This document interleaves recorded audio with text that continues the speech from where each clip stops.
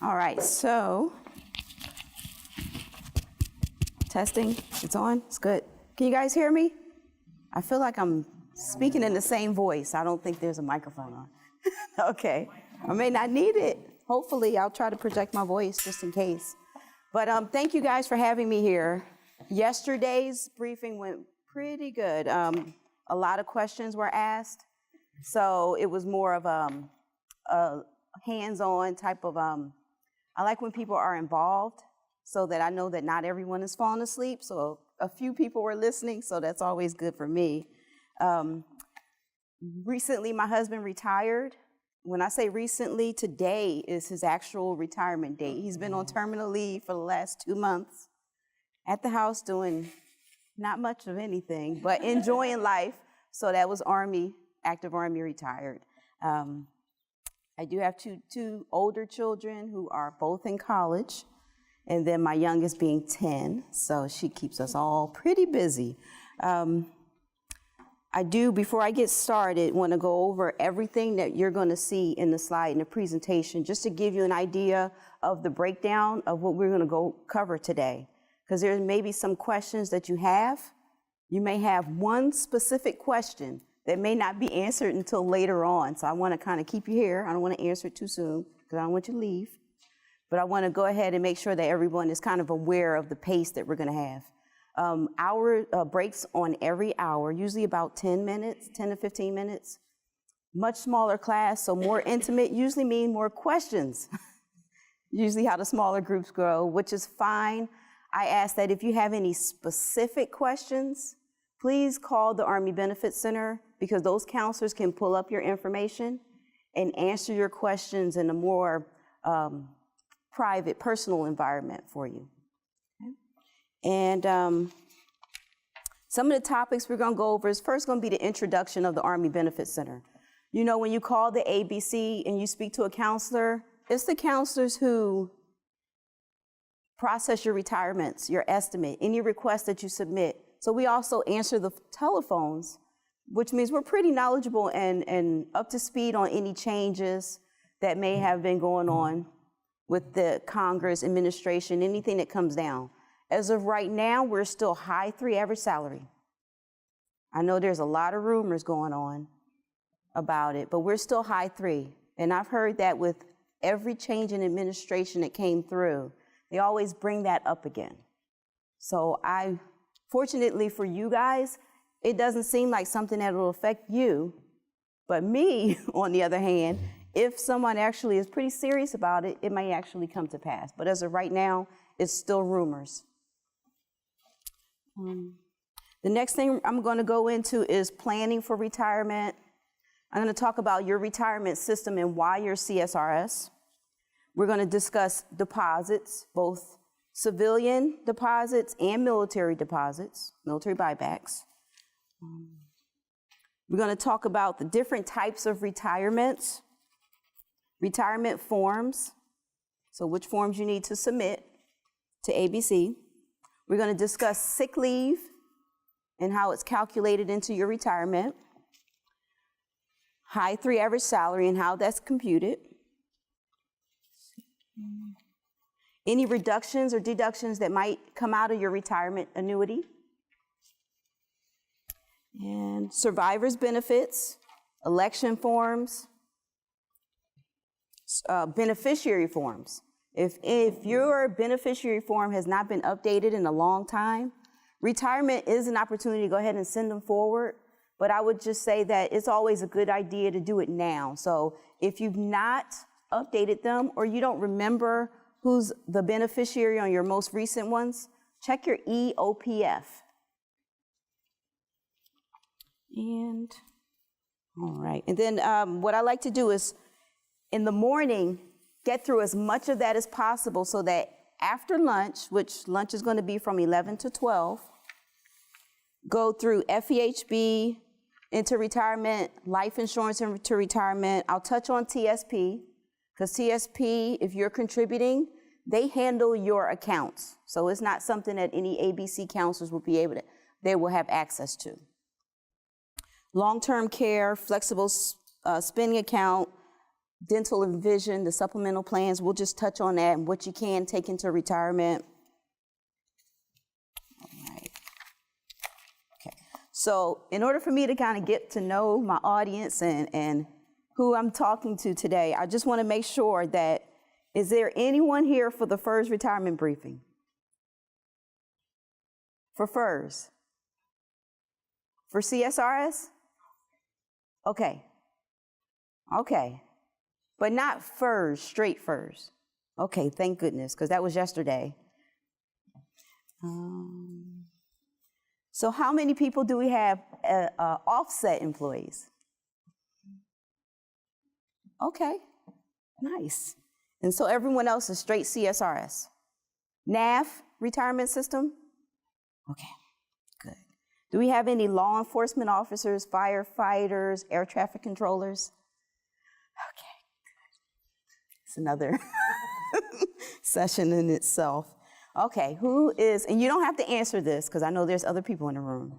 Who's 10 years out from retiring? 10 years out, that's me. Well, more than 10 years unless they offer something special. Under 10, 5 years. 2 years?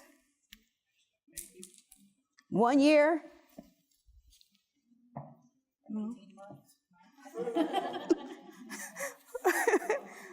Okay. 1 month? The end of this month? Anytime, that's what I'm talking about. Okay, that's good. All right, anybody had breaks in service? Okay. Of course, our offset folks. And what about any temporary appointments, like when you were first hired on? Okay. All right. Military? Really? Okay, that's awesome. Retired military, no retired military? Okay, okay. That's good to hear. I've got a big section on military. And it doesn't look like anyone here is going to apply to. So, of course, the slides will be available. If you know of someone it may apply to, then you can send them to those slides. Okay, so there's going to be a lot of information coming out to you today. A lot of it is going to be it's going to be good. Everybody's going to get something to take home with them, I hope. That's always what I try to achieve. So I will stick around even after the briefing because I want to make sure that those one-on-one questions for those who bought their retirement packet in and want to make sure that they have some help filling it out by the end of the session, the end of the day, so they can submit it tomorrow or next week. Whatever the case is, I'll be here for that, okay? I saw restrooms when I first came in. I came in and went to the left, and there were latrines. Let's see, right. Okay. Vending machines. All right, so somewhere in this building, vending machines.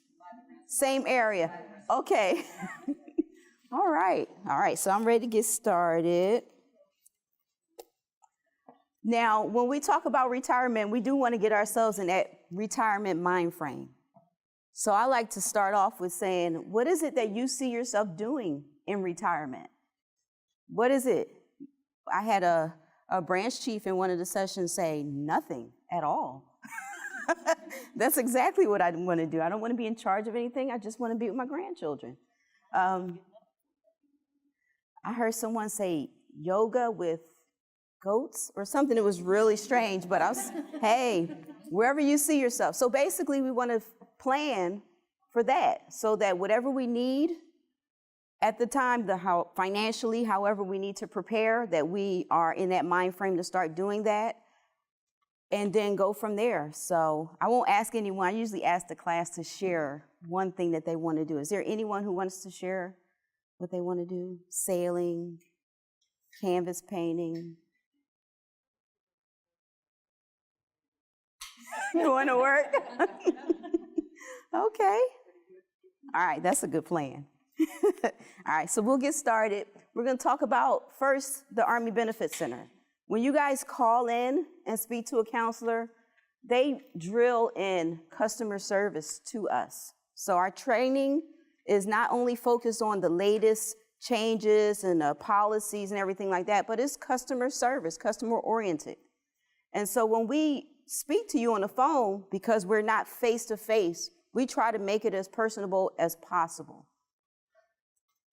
We do offer additional tools like EBIS, Employee Benefit Information System, EBATS. Now, EBATS is pretty cool. That's what you can see when you submit paperwork into our agency, and you can see the status of it. You can get an insight on what we have in regards to your action and what the status is.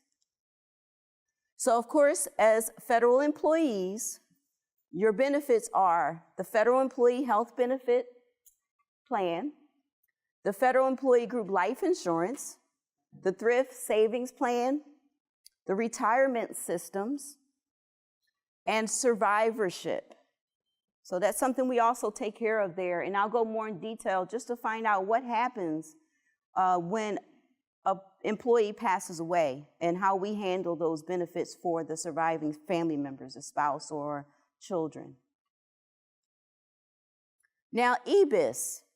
Of course, you can go online to EBIS, get logged in. You have to have your CAC card. So if you have a CAC reader at home, as long as it's a CAC-enabled system, or if you're at your desktop or your work computer, laptop, then you can get on. You can't get on your smartphone or anything like that. You can't log into EBIS. When you do log in, you're able to make transactions, and with your CAC card, you can sign off on any elections that you make or any changes that you make. This tool also has estimate calculators in it. So very, very good tool to use, especially for CSRS folks. This is one of the best tools for you in projecting out your retirement annuity. Easy to read, screens, any form that you process in there will stay in there. There's also a link, it's called e-retirement. Has anyone looked into the EBIS lately and seen e-retirement? So basically, I know by the time you get to the end, it says submit. It's not quite set, it's not ready for that yet. So it's not ready to go electronic from your computer to the Army Benefit Center to DFAS to OPM. ABC's ready, but we have to wait for everyone to be ready. But for right now, it is a great tool for you to be able to print or fill out your retirement forms. When you go through the features, it's going to ask you specific questions on your exemptions for tax purposes, for federal tax purposes, your beneficiaries, did you want to update them? It's going to ask you questions like if it sees that you have life insurance currently, then the 2818, which is another form I'm going to go over, is going to have that ready for you to start filling out. And by the time you get to where it says submit, it will have the PDF forms available for you to print, sign, and mail into the Army Benefit Center. Now, the other option is just to go on the ABC site or go into EBIS under the Forms tab and print each individual form. You can do that or fill them out there, but now when you go through e-retirement, it's going to save your progress. So that's always good. Only thing is you do have to be at a CAC-enabled computer. If anyone has ever requested an estimate before, okay. Now, of course, that's every 3 years for Army employees. And if you've not requested an estimate lately, then there is a feature in EBIS where you can click on, it's called HR Link. And you can submit your estimate request through HR Link, and it will be in the queue of all the estimate requests that were submitted. Once we finish processing that estimate, then you'll get an email advising you to go back to HR Link so that you can view that estimate, and it'll be a permanent part of your EBIS account. And then, of course, the other way is calling, giving us a call, and we'll take that request for you.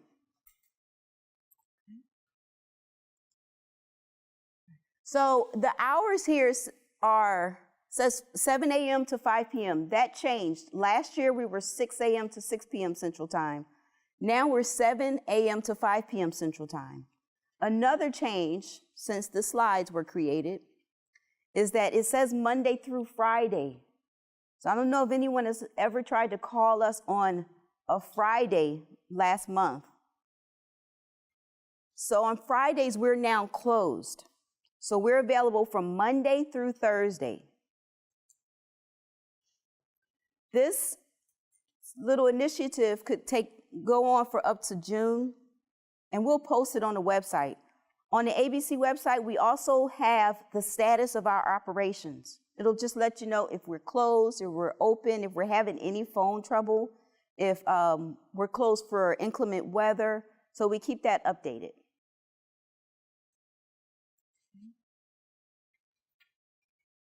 And if you don't have this number, you definitely want to take this number down. It's that 877-276-9287. And you see here where it says EDIPI?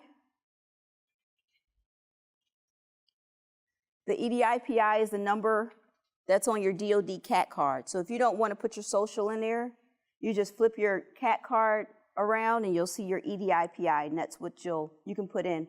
It'll just pull up a little profile so that once you call in, we'll already have your information up. We'll go ahead and verify it first because we have to verify who we're speaking with.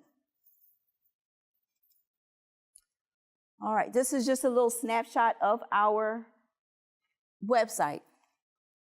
So the EBATS there is our newest feature. There's a lot of information on this website. If you guys will whenever you go to this site, just take a little bit of time and familiarize yourself with it if you haven't already done so. Also in the middle, and my pointer doesn't work here, but here in the middle, right above the word through, it says CSRS first pre-retirement DCS briefing. There is a schedule there for our DCS briefings. So if you ever wanted to catch it at your computer or even at home, you can watch it at home. It's not CAC enabled or anything. You can just watch that, same slides and everything. The presenter will go over the same information, and you can type in on the side any questions that you have.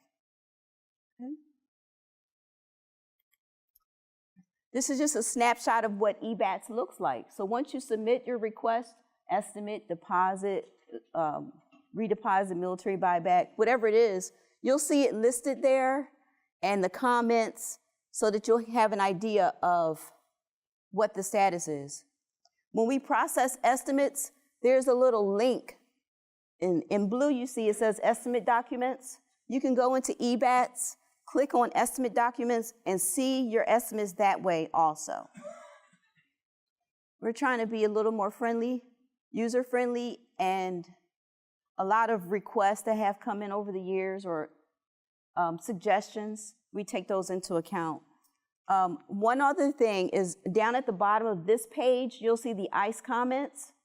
So if you have any concerns, any suggestions, please feel free to go to the ICE comments. They also post them on the website sometimes, so you can show people how we're doing. But I did not bring critique forms today, but if you would like to go to that ABC website ICE comments link and feel free to leave a comment there or suggestion. This is discussing our timeliness. When we receive your retirement, we have more of like what we call a report card. So of course we're Army. We want to make sure our Army employees' retirement packets are the best of the best, especially when they go to the Office of Personnel Management. So you'll hear me referring to OPM, and I'm just talking about the Office of Personnel Management who governs our retirement rules and regulations and process our retirements. So when we say report card, we've got Navy who we compete with. We got Air Force, and we want to make sure that our products and our services and what we send to OPM is ready, so we don't need any delays there. So we do process it within a timely manner. We always ask people to submit their retirements at least 90 to 120 days in advance. We have retirements in-house for December. We have retirements. People, when they're ready and they know they're ready, they go ahead and send that packet in. We can't take it more than 365 days in advance. We can't hold it for that long. There's like an expiration date on the signature. Yes, ma'am? So if we send the packet in, do we say up front, we want you to hold it before you process it? Is that what you're saying? Good question. The question was, when the packet is submitted, do you have to ask us to hold that packet for you before we start processing it? We can't actually start processing any retirements until about 60 days prior to the retirement date. And when we do that, we give you a call so we can go over all the information just in case anything's changed, just in case you don't like the amount of the life insurance coming out of your annuity. We make that time so we can adjust it for you before we submit it to DFAST. So once we are done, we're going to send it to DFAST. They're going to hold on to it because OPM does not want a retirement until after your retirement date is passed. They want you officially retired and off the rolls before your packet is on the way to them. So a couple little channels that it has to go through. Even if a person sends us their retirement packet on or after the retirement date, we'll still process it. And we'll make sure we send it forward. And we just advise you on, okay, we're a little bit behind the timeline. However, this is what you can encounter. And we always like to give a retirement counseling. So it's very important if you get a voicemail from us or an email from ABC, please respond, give us a call back, because we want to go over everything before we forward it, because if there's any changes that need to be made to your packet, we want to be able to do that while we still have possession of it. Because once OPM has it and gets you assigned that CSA number, it's out of our realm. Yes, ma'am.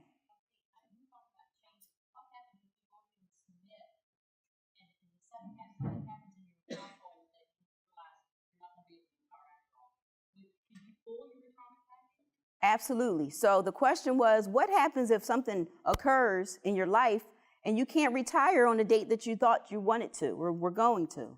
That happens all the time. And what we have is a process, it's called the Date of Retirement Change or Withdrawal Form. We created that form and put it on our website because in the past, people call in, they want to change, and we would get a call maybe every other week or people forgetting the date that they changed it to last time. This time, we have you fill out that form, put the date that you'd like for it to be, sign it, date it, and send it in to us so that we can make sure that we have the authority to go ahead and change the date that you initially stated, because we can't make any changes to your application without your permission. We also have a statement there to say if we want to make sure that you are aware of any financial implications that could occur. So in the event that you don't let us know in advance, there's a possibility that your retirement's processed and your CAT card won't work the next day when you show up. So please let us know as soon as you know. No, you can't. So once your retirement packet is submitted, hard copy, you sign it, mail it into us. Once we receive it, any changes that we are able to make, we would have to have your permission, and that's written permission for us to do it. And I'm going to talk about that again later on. So some continuing challenges that we usually have are late or past due retirement applications. We have it all the time.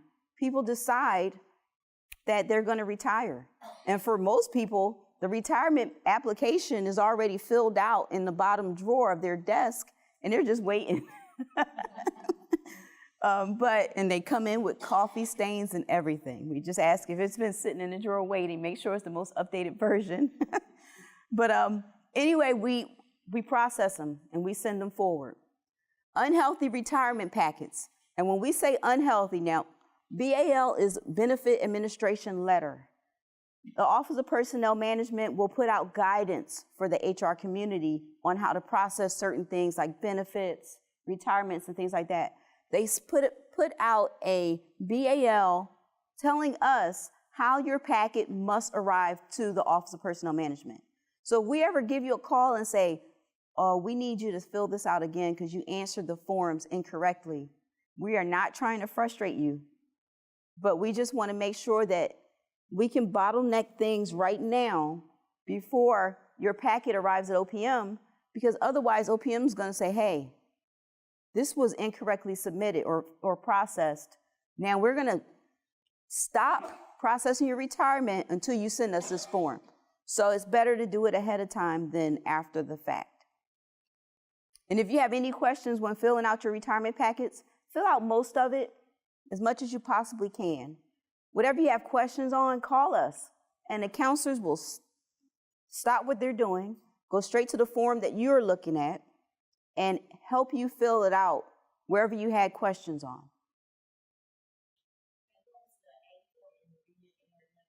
Administration.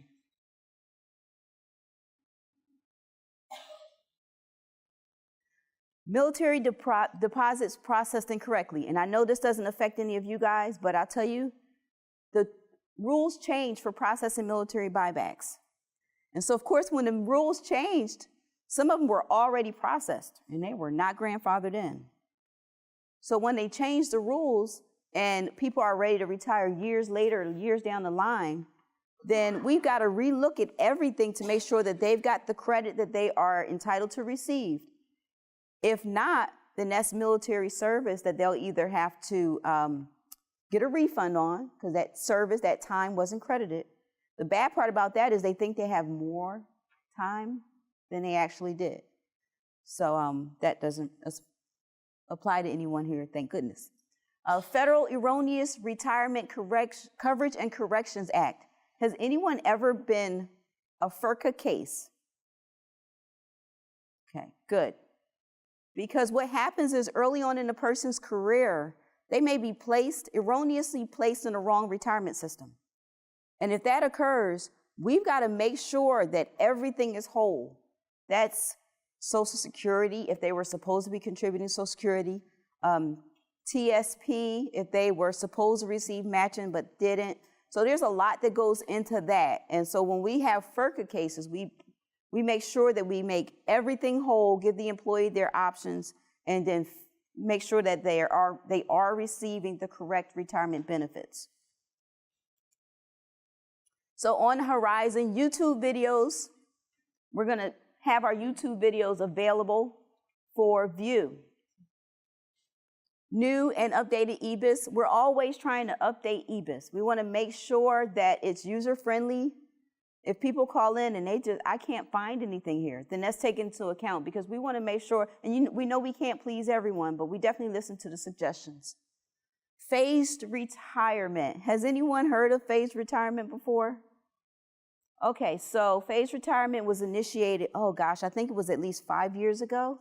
And they've been trying to kind of hash out all the kinks for phase. Some agencies are actually participating in phased retirements, others are not. Our agency is not participating in the phased retirement. Basically, instead of you all retiring, straight retiring, you're going to phase into it. So you're going to receive partial retirement pay, and you're going to work part-time for about a year until you phase into full retirement status. I see faces like, yes.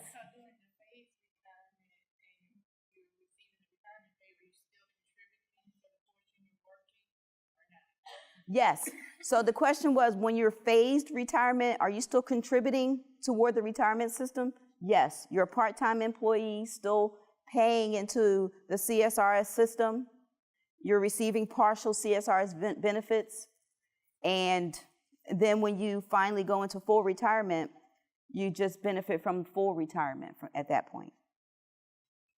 And the growing service population. So no matter how many people we retire over the years, we are always assisting new employees on benefits, preparing for their career, planning for their career or their retirement.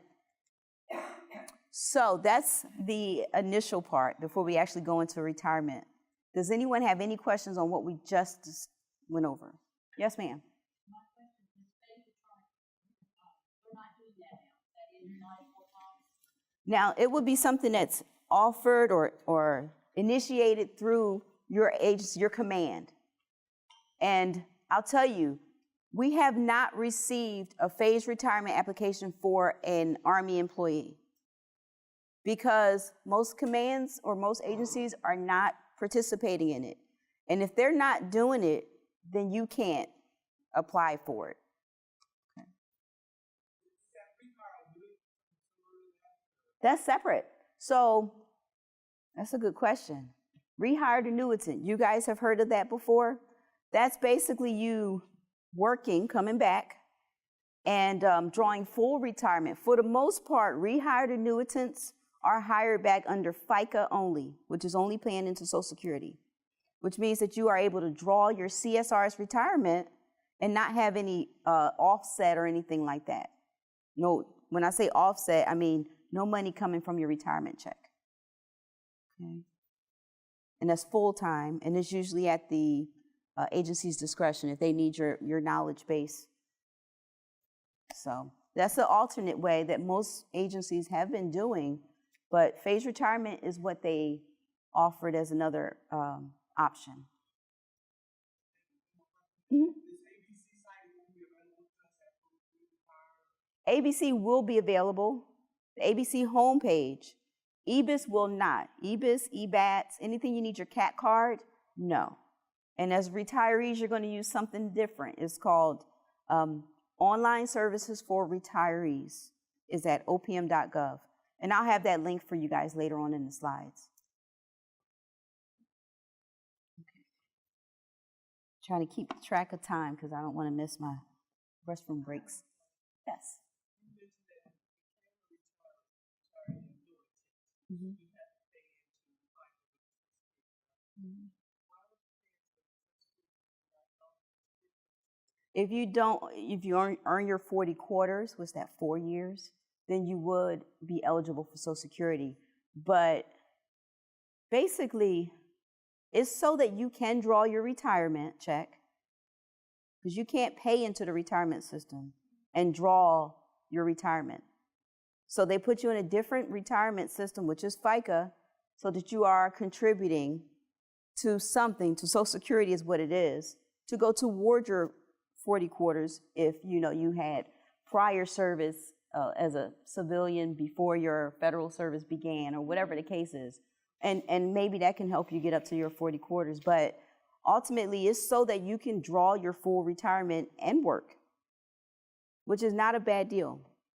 But they'll let you know as far as what retirement system they're bringing you back on. But most of the time, it's FICA. Okay, so we're going to move on. Planning for retirement. Now, most of us are past the 25 years or more to retire. If you know anyone, if you got any children that may be starting off in the federal government, then this is what they need to be doing right now. They need to make sure that they contribute to TSP, make sure they enroll in any health, life, dental or vision, or flexible spending account, whatever applies to them early on in their career. If they have any military service or civilian deposits that they may need to pay into or pay back, that they should go ahead and get that started, because there's a lot of interest that accumulates over the years. And also, go to ABC's website and look at the orientation briefing, so as new employees, they know what their benefits are. Because I've heard so many times that I wish somebody would have told me this early on. Or someone said, and this none of you guys, because obviously you guys didn't listen to anyone when they said this back then. Man, that new retirement system they got coming out, that FERS, oh, that's a good deal. You guys need to switch over to that FERS. They're going to have TSP, and you guys need to do that. Did anybody hear that? I got a good class here. You guys, and you can't switch back. Once you sign off and say, okay, I'm FERS, once FERS, always FERS. You don't get to switch back once you see how much better the retirement money is.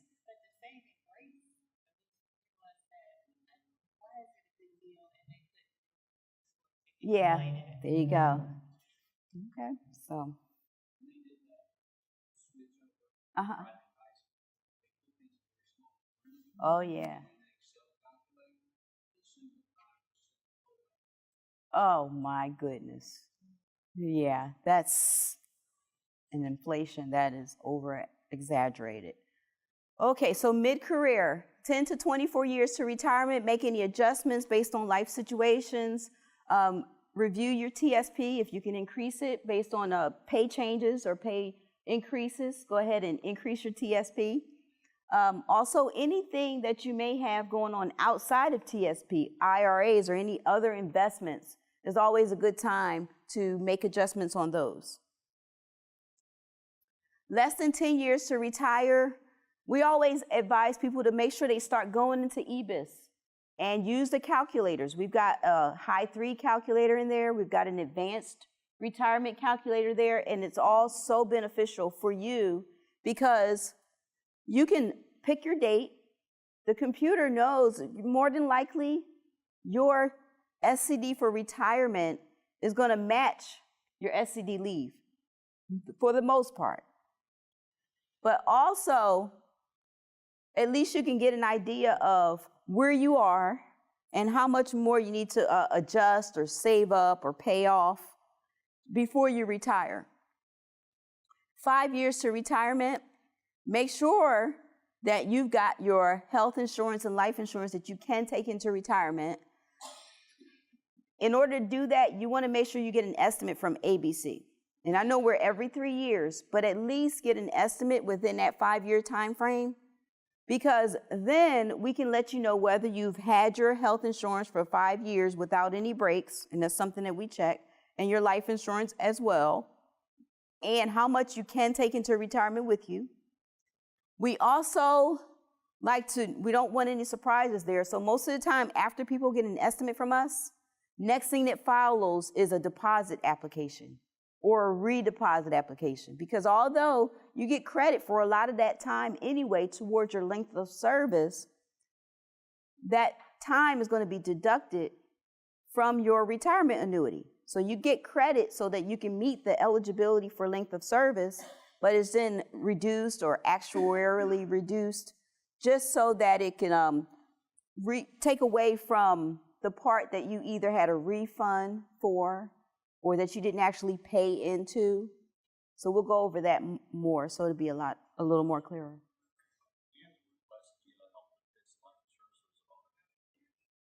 Good question.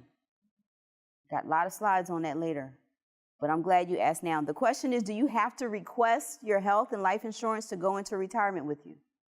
And for health insurance, no. As long as you've had it for 5 years consecutive years going into retirement, no.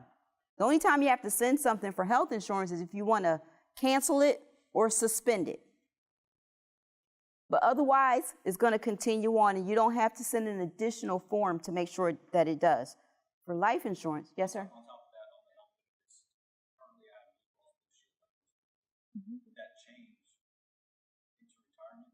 Different type of insurance, or would it stay the same?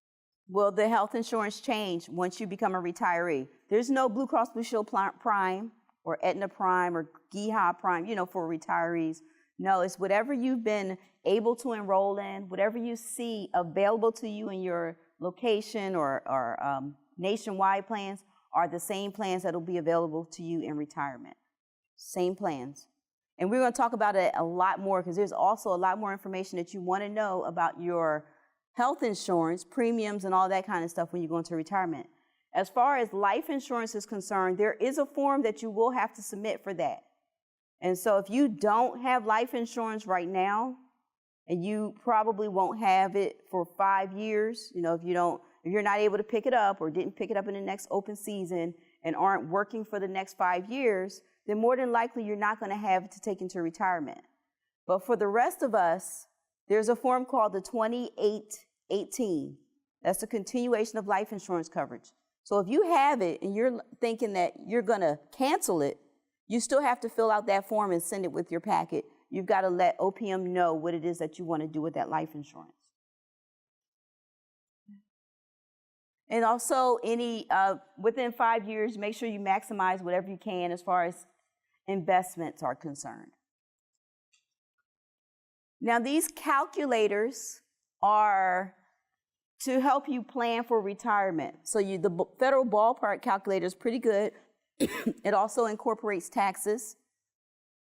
Also in EBIS, when you do your own estimate, you can plug in the amount of exemptions so you can get an idea of what your taxes are going to look like coming out of that retirement annuity. Now that second link, that www.servicesonline.opm.gov, once you become a retiree, that is where you're going to go. That's going to be your MyPay account. Any changes that you have to make as far as health benefits, that's going to be your EBIS. So that's going to be where you're going to go as retirees.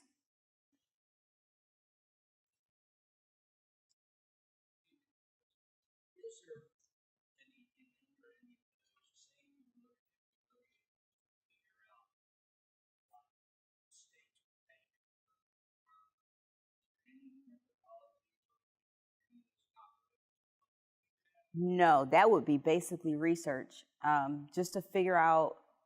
You can find anything online, unfortunately.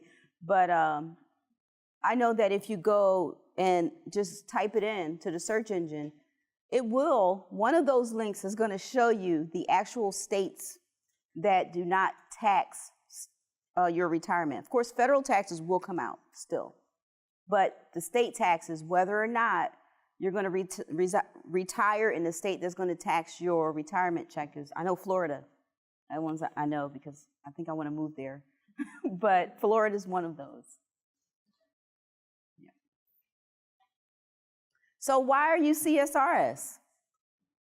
You were hired into a position January 1st of 1984 or prior. Your salary is reduced by 7% towards your CSRS retirement. You don't contribute, if you're straight CSRS, you don't contribute to Social Security. You can contribute to TSP up to that maximum, $18,500. It's the same for that's what it is for this year. And it usually adjusts. So if there is an increase for next year, we'll post that on our website as well. But for this year is $18,500. No agency matching. And for those who are offset, it's because they had a break in service of a year or more. Now, in the process of them trying to come up with the new FERS retirement system, they placed employees who were either newly hired on or after January 1st of 84 into what they call CSRS interim. And if those employees were not vested for 5 years under the CSRS retirement system, then they were automatically transferred into the new FERS retirement system, Federal Employee Retirement System, FERS. If they were vested 5 years or more, or at least 5 years, then they were automatically placed into CSRS offset. But of course, if you've been CSRS the whole time, then this didn't affect you. You stayed CSRS. You didn't get placed in interim or anything. You just continued through CSRS. And of course, our offset is basically you had a break in service and you are subject to pay into Social Security and CSRS. So you're paying into both, which means that when you retire, you're going to have benefits from both the CSRS retirement system and Social Security benefits. And for folks who are CSRS, I usually suggest that if you request an estimate from the Army Benefit Center, then that Social Security, I don't know if they still send them out, but you can go online at the Social Security website and request it. But it's the printout of your Social Security earnings for each year. If you could send that into the Army Benefit Center, or just let the counselor know at the time that you're submitting your request, then we can calculate what your offset will be.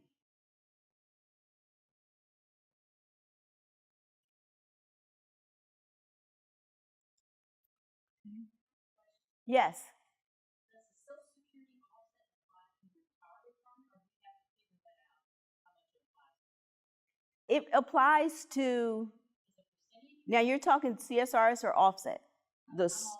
Okay, so that's going to apply to only the service that you were offset for. So the time frame of your offset. So if you've been offset all this time, since you started, you've been offset the entire time? Okay. So it's going to calculate your entire career for you, yes. Can I not pay that back? I would go out and borrow and pay that back into the system and get that time counted for. That's true, but that's still going to make you offset. You're going to stay in the same retirement system, but we do have things called deposits and redeposit. It doesn't change our retirement system. It just allows us to get credit for all of our period of service if it's time frames that we didn't pay into the retirement system, or if we had a break and took a refund. So once you have a break and then say 3 years later you're hired back on, you can't pay for anything that during that time that you were had a break, because that's not periods of time that can be credited. Your SCD is adjusted, and you can pay for any money that you may have pulled from the retirement system, or if you had an appointment where you were temporary and didn't pay into the retirement system, but you can't pay for that break time. I don't know if that makes sense to you, if I explained it right.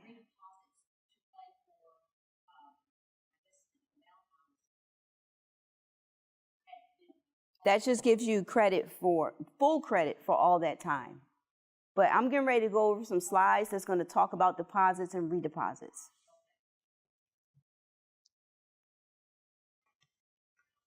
All right, so before I go into the next few slides, of course, it's going to go into the offset a little bit more. We're going to talk about SCD, retirement, and then we're going to go into redeposit. So let's go ahead and take us a little 10-minute break. I think we've got everyone back now. We can go ahead and continue on.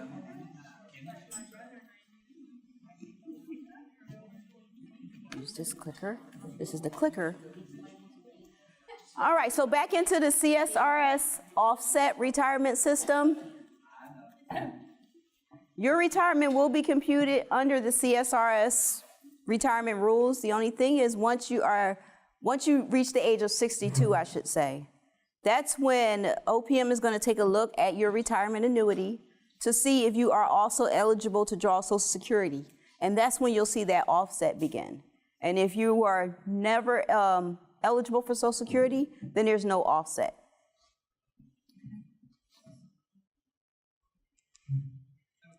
Yes. So if you, in your prior life, you used to be the windfall provision. Yes. That's still, this is different, but there is still the Windfall Provision Act. We're going to get to that. Okay, so for this example, this is just to give offset employees an idea of how they will be calculated. So this example here shows an employee who had 5 years and 8 months of offset service. The CSRS offset is determined by taking the lesser of the two below. So they use two different computation. Whichever is the lowest, then that is the amount of your offset. Social Security monthly benefits with federal offset service, subtracting the Social Security monthly benefits without your federal offset service. And then the difference for that first example is $300, and that's the amount the offset would be. And the second computation is Social Security amount with federal earnings. So in this example, it's taking this one here.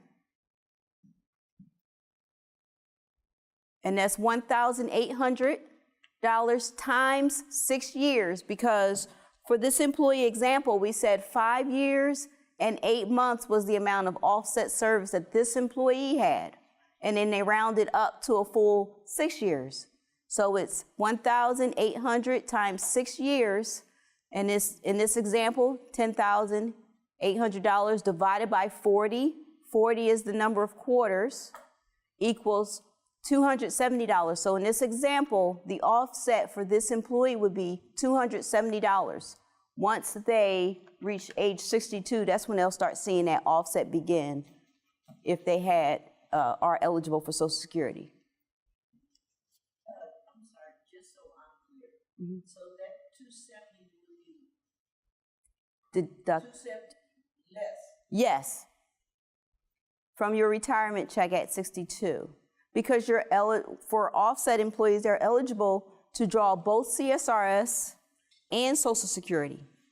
So in this situation, their CSRS retirement is reduced, and whether or not they apply for Social Security, they're going to see this offset at 62 anyway. Anyway, because 62 is the earliest that they can apply. Because I had always heard, that if you try to draw, like say, your Social Security, that your retirement is reduced from, and I visited Social Security office, and the guy there told me don't even bother to apply for it. So for some people, it's not a benefit, especially if they don't have enough quarters or the reduction is not, and if their benefits aren't enough to compensate for whatever your reduction would be, then for some people it's not beneficial to do so. However, if this applies, the best thing to do is to talk to Social Security as well, just to make sure that if you're eligible for something, what is it? And then find out from ABC, okay, this is approximately what your CSRS retirement would be. And if you provide the Social Security earnings, then we can compute the amount, because we don't have a direct access to Social Security's database. We can compute the amount of your offset to give you an idea of what that would be. So you can see both sides. But then I would still get the full Social Security I'm entitled to. You have to call Social Security, because I don't know. I don't know what benefits you are entitled to. But I can let you know what's reduced on this side. So you got to get the big picture, both sides, so you can make your decisions. Yep. Retirement service computation date. Now, we see the leave service computation date on our LES, and we also see it on our SF50s. For most of you, that date is the same. So when you see leave service computation date, you know that it's the same as your retirement service computation date.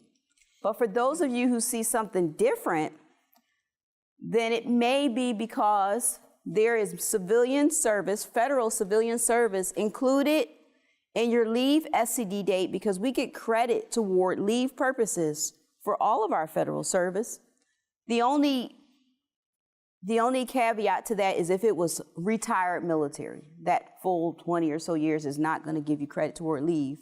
But for everyone else, if you had NAV service or if you had any other federal type position, even if it was FICA, those are included in your leave SCD. But when we go and do the retirement SCD, we have to make sure that everything is creditable towards your retirement. And if it's different, then I think that it would be a good idea to get an estimate from the ABC if you're within 5 years and you haven't had one within 3 years. Okay, so NAV, military retired, unless it's campaign service, sometimes there's periods where they do credit it, but that's very rare, and there's a lot of laws that are governed behind that we have to look at. If hired on or after October 1st of '82, military service for which deposit has not been paid. Basically, after 1982, you have to pay for that military service in order to get any credit. Prior to that, you get credit for that military time, but for a length of service, but then it's reduced in your annuity. Yes, ma'am. Term, it depends on the type of retirement system that you were in. So if it's FICA, then that's going to be included in your retirement SCD. When people see FICA or they have temporary appointments and it's included in their retirement SCD, they then later on find out that they may have a reduced retirement because a temporary service that they didn't pay into, although they get credit for the length of time, if they didn't pay into the retirement system, then it's not going to increase their bottom line, their annuity. Some people can buy it back. Okay. And so what we're going to talk about now are deposits. And then next we'll go into redeposits. And then we're probably going to slide through the military portion because I don't know if it's a lot of people who it benefits here. But if it does, then I'll slow down. Otherwise, we're just going to, like we're going to first base. Okay, so for deposit service, that is basically when you were hired on into a position where you did not contribute toward CSRS. That's when you were paying into Social Security. And for some people, it only lasts for a few months or maybe a year or so, and then they were hired on into a permanent position. But at any rate, you're going to get credit toward the length of service, but you want to make sure you get full credit for it, and that's called a deposit. That's paying into that retirement, that time frame, so that it is creditable for retirement purposes. So generally, non-career time, such as temp or indefinite appointments, some people work for the post office seasonal or the IRS during tax season, and that was considered FICA service, or summer hires. Service that is now creditable for federal employment due to a change in the laws that allow credit for retirement annuity computation purposes, Peace Corps or Vista service. There was a time when it wasn't creditable, but now you can pay a deposit for Peace Corps and Vista service.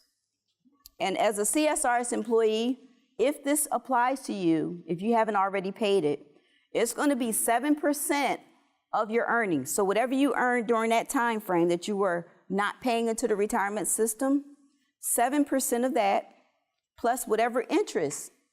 So for all the years that it's gone unpaid and the interest changes over the years, then that's tacked on until it's paid in full.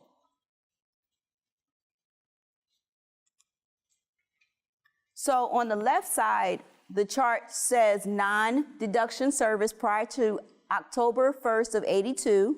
If you pay the deposit, then you get credit for eligibility and computation. If you do not pay that deposit, then you get credit for eligibility and annuity. However, your annuity will be reduced by 10% of the deposit. So you'll see a permanent reduction in your retirement if you decide not to pay. Some people will look at it and see the difference in the estimate that we provide to them, and then also will see the amount of the deposit with all the interest tacked on and decide whether or not it's worth them paying a large sum of money, plus, the interest and everything over the years, for a slight increase in their retirement check. So it's definitely something to look at. For some people, it does benefit them. And then on the right-hand side, we see it says non-deduction service on or after October 1st of 82.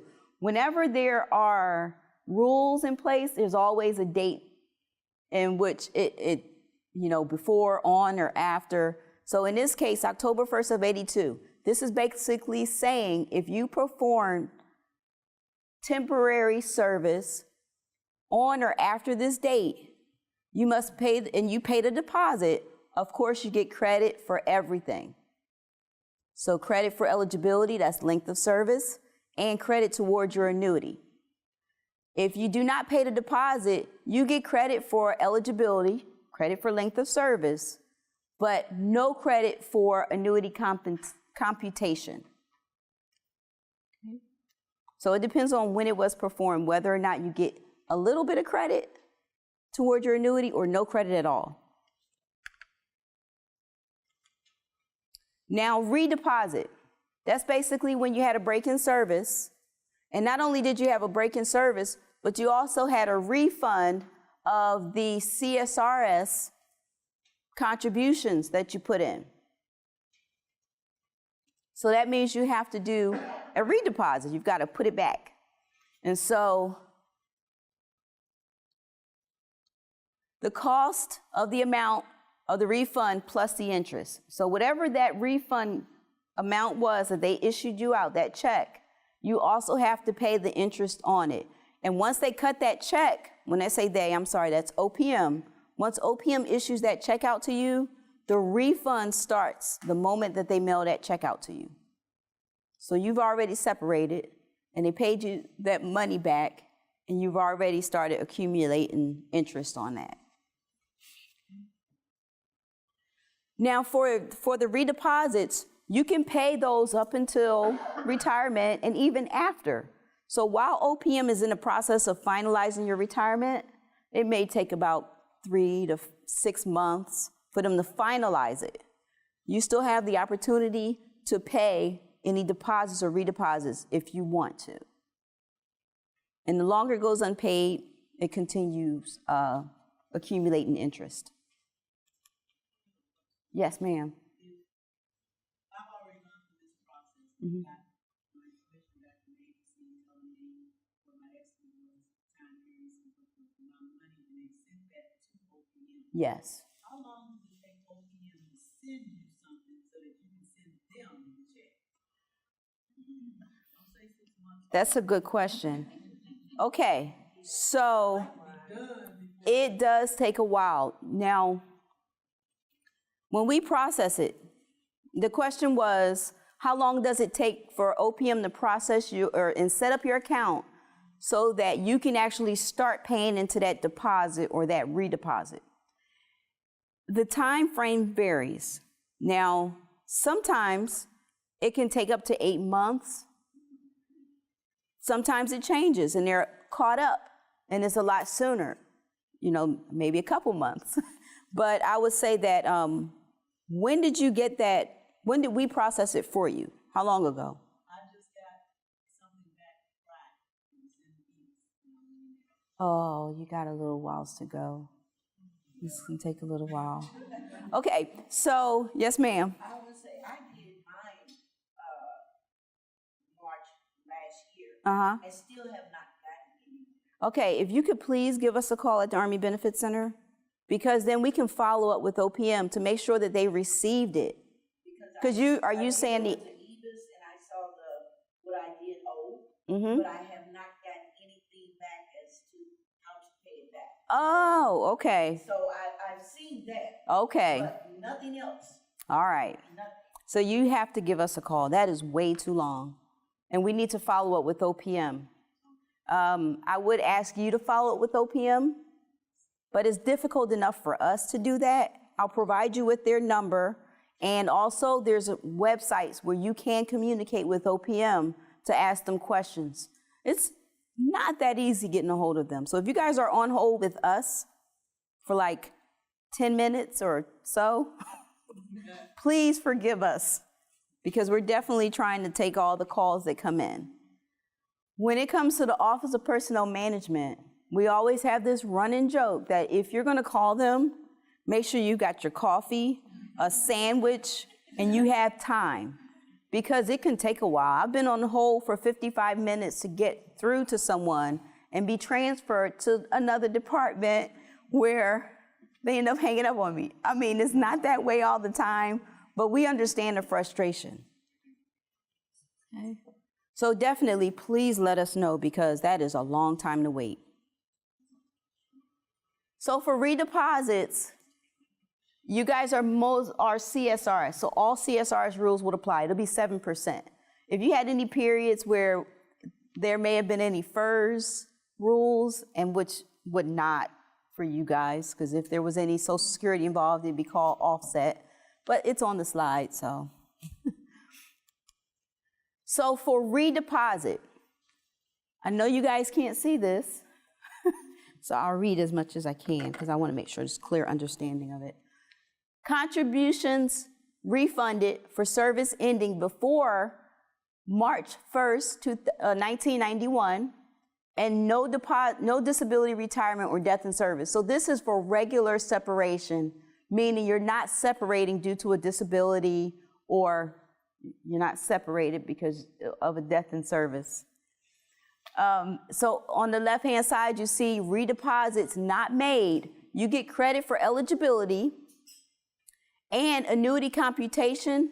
Annuity is actuarially reduced. So you will see a slight reduction if you don't pay it, but you still receive credit towards your length of service. So even if you had a break and you had a refund for that time frame that you performed under CSRS, you get credit for the time that you worked, but you will see a slight reduction in your retirement annuity. If the redeposit is made, of course, you get credit for everything, length of service and annuity computation.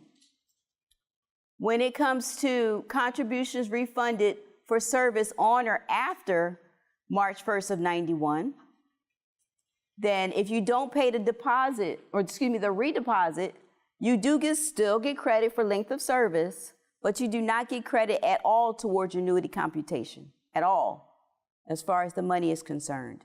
So if it's 10 years that you received a refund for, that 10 years is still used to get you credit toward your length of service. Like if it's toward your 30 years, 10 years of that you had a refund for, and you don't pay it back, that means your retirement is calculated based on 20 years because you didn't pay back the 10 years that you had refunded.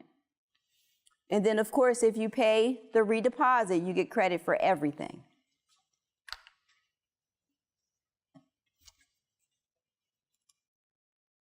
This interest rate chart is the same for deposits, redeposits, military buybacks. And so basically, whenever you get that check issued to you, and each year after it's unpaid, that's where you'll see the interest for that year tack on. Right now, the interest rate is 2.125%.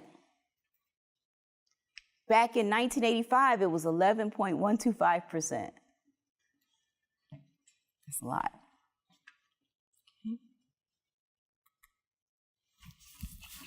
Okay, so for those of you who've already gone through the process of paying back the redeposit, you filled out the form SF 2803, and that's just an application so that it authorizes OPM to set up that account for you with your permission. So we will calculate the amount. You will see it all in your EOPF because we'll upload it and make it available to you. We used to mail these out, but now that we can have things added to the EOPF, then we send it out that way. So you get an email letting you know that something's been uploaded to your EOPF. And we also send that information to the Office of Personnel Management. So if there is something that if this is something that you're planning on doing, then what you'll want to do is get started on this process now, because as you know, it takes some time for OPM to set up that account. And also what OPM is requesting from us is to make sure that you all send the application with the wet signature, the originally signed document, which means you do have to mail them. So make a copy for yourself and send us that original document. If it's not the original document, then they will not work it. They will give us a call and tell us they will not process it, and they need for us to submit the original, and we will contact you and say, okay, well, we got this turned around. It was that new healthy retirement change that happened just last year. So the application that was sent to ABC, Mm-hmm. what OPM is going to be requesting? The application that was sent to ABC, we send that to the OPM. Right. But if we send it to them, and after they made that change, and they've received some already, but notice that it was not the original signature, the original document, then yeah, they've delayed processing that because it has to be an original signature, a wet signature on there. Right. But we'd ask you to fill out that first page again and sign it and mail it into us. Okay. I received the figures back, the guesstimate, the interest and everything. Yes. But it does not say how far out they figured that to. This lady is saying it's been a year. And if you didn't figure it. And it keeps compounding. The interest is continuing. It is continuing. So what we do, because we know it's going to take some time, so the question was, Is there anywhere else that it'll figure on that interest? Or do we provide that to you? What we provide to you before we send it to OPM is 6 months out. We project it 6 months out, so there's going to be any additional interest. Now, once OPM receives it, sets up the account, does a calculation for whatever it is currently as far as interest, then that's where the bill's going to be. So it may not be the figure, in her case, it won't be on what was sent to us initially. Right, and it'll probably be the 2.125% more if it was this year and it still hasn't received the information yet. I know. Okay, so paying the deposit, redeposit, you know, you send that form into us, the original one, you make a copy for yourselves. We'll calculate it, upload the documents in EOPF for your records. We send the original to OPM. OPM will set up that account. Once you get a paid in full letter from the Office of Personnel Management, then what you'll want to do is make sure that you have that uploaded into your EOPF, because that paid in full is only sent to you. It's always a good idea to do that. Now, of course, once you retire with OPM, they will know what you've paid already. But in order for ABC to provide you with estimates to show paid, then it's a good idea to have it placed in that EOPF for your records. If you go from one agency to another, you want to make sure that that's on file, because once you go to a new agency, then you don't have a version, or if you lose your own copy, then at least you know it's on file in your personnel records. Civilian personnel, because we don't have capability to upload anything into our own EOPFs.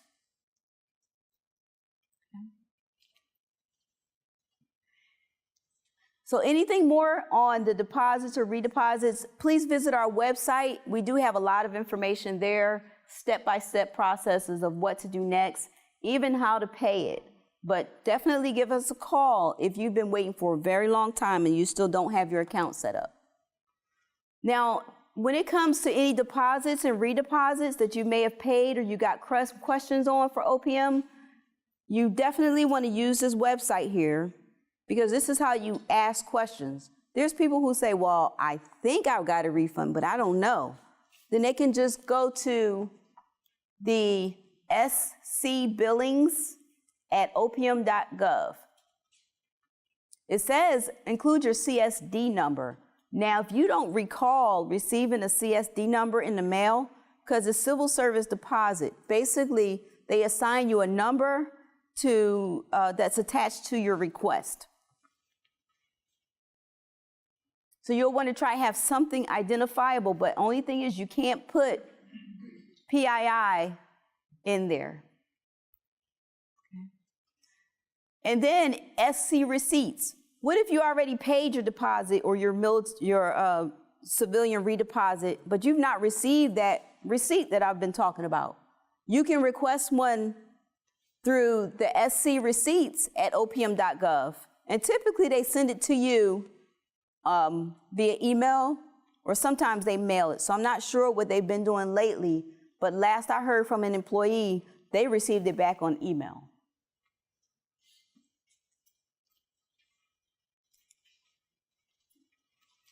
Okay, so basically, this is going to go into military deposits, USERA. So that means if anyone is currently military but have been called to active duty, which interrupted their federal service, then there's laws in place so that, of course, they don't lose their job when they come back. So, did we have anyone in this room who needs to know the process for paying back a military deposit? No, okay. All right. So this goes into what's free. Anything for any service performed before January of 1957, prior to that, is all free. No one has to pay for it. It's just a gimme. Here you go. It's a little gift. Everything else has to be paid for. And these just go into what's creditable, what's not. And if a person who is CSRS or CSRS offset, the question they will ask themselves is, am I eligible for Social Security? So if they're trying to decide, do I want to pay this deposit back or not? The question is, am I eligible for Social Security? And then that'll let them know if they need to pay that deposit so that they won't see their retirement reduced later on. Okay. Paying it back is the same application for the civilian deposits. This is just a copy of the paid in full letter that they receive. We need them to make sure that they send it to us, because if you'll notice here, it has the time frame that they paid for. And that's very important, because sometimes people have multiple periods of military service. And even though it shows up on the LES, it just shows a dollar amount. It doesn't show the time frame, which sometimes end up not being fully creditable the way they think it is. Paid in full shows all the periods there. This is an IRR, and it's the one for FERS, but CSRS also has one. It just has the CSRS on there. So basically, when anyone goes from one agency to the next, you remember back in the day when they said, hold on to your LES. I know, right? So what this is an individual retirement record, IRR. This is, whenever you separate from an agency, the time card, the payroll, they put all your time frame, pay changes, your final salary, everything on here, and they send it to OPM. So OPM has record of each agency that you were with. It's a requirement for every agency to do that when you separate from them. Okay? And this also would show, if I were to pull one for someone who got a refund of their CSRS retirement, right here, usually on this side, but sometimes it could be over here, it will show the amount of the refund, the date that it was issued back and signed off by the certifying official. That is proof that a person had a refund and OPM issued it out.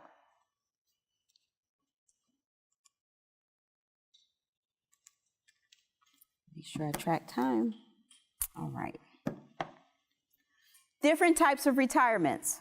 So we got the optional, you may have heard it called the voluntary retirement, same thing. Voluntary Early Retirement Authority, or VERA. Discontinued service retirement, the deferred retirement, and the disability retirement. We mentioned briefly the phased retirement, and I don't think that's something that the command is offering, since not too many people have heard about it. So we'll touch on that and keep moving forward.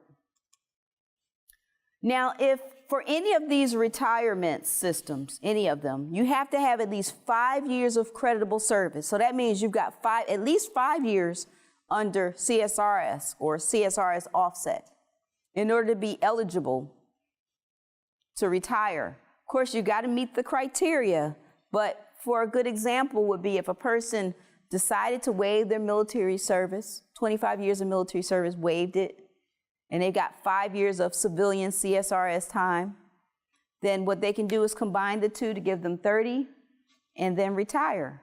But you've got to have at least 5. So for a person who had maybe 2 years of CSRS time and maybe, 10 years of military service, they wanted to buy back and think they can retire for something. I don't know, that won't equate to much. I didn't think about the math there. But either way, 5 years of that has to be full CSRS before they can combine any other military service. You must be CSRS for at least 1 year out of the 2 years going into retirement. So there are folks who maybe go from CSRS to a FICA appointment. That has happened, but it is very rare. And must separate from a position that is subject to CSRS coverage. And I said that backwards. FICA to CSRS, and then separate from a covered position for CSRS. So what does it take for you to be eligible for retirement? Most of you already know this. Age 55 with at least 30 years of service. or age 60 with at least 20 years of service. So as you see, the age changes, the length of service that's required also, the amount of time also changes, that adjusts. And if you're age 62, all you need is 5 years of service, and it must be creditable service, all under that retirement system. Must have at least 5 years of creditable service. Military service or sick leave may not be used to reach the 5-year rule. So if you've got 4 years and then you have a whole year of sick leave, you actually have to work another year. And then the sick leave will still be added in, but you've got to have a full 5 years of CSRS service work. So military service cannot be used either. Annuity accrues the day after you retire if your retirement is effective on the last day of the month or the first 3 days of the month. So as CSRS employees, you have a little bit of leeway there as far as the date that's best for you to submit for retirement. So if you go last day of the month, your annuity will accrue the beginning of the next month. If you go on the first of that month, it'll accrue on the second. If you retire on the second of the month, it'll accrue on the third. If you retire on the third of the month, it will accrue on the fourth. If you retire on the fourth of the month, it will accrue the beginning of the next month. Okay.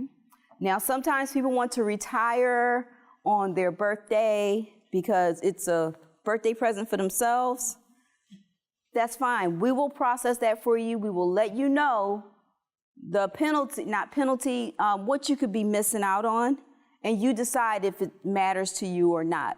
Sometimes if a person want to go out on tax day, April 15th, and just to let you know that for the rest of April, there's no retirement pay coming in for that time frame because it's not going to accrue until the next month.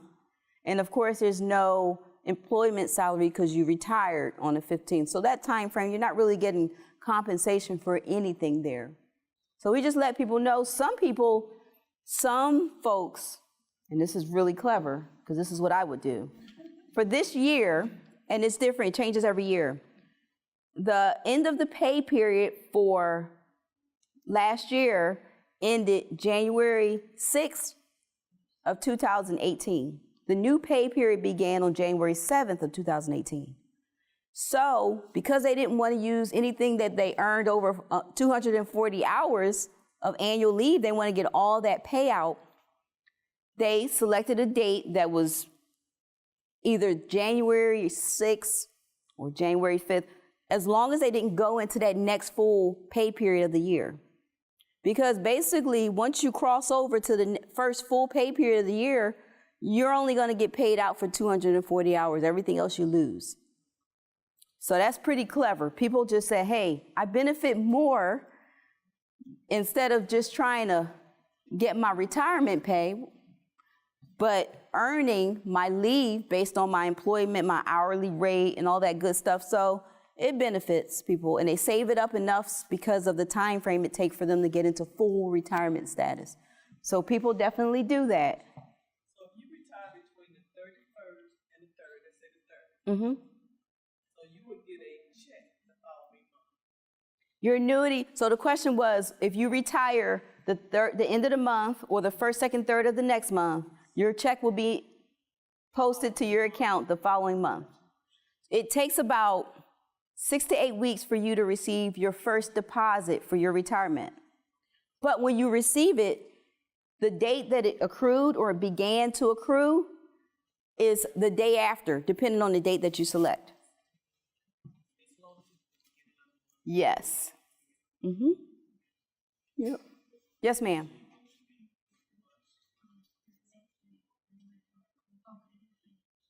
Your accrued leave. Mm-hmm. Okay.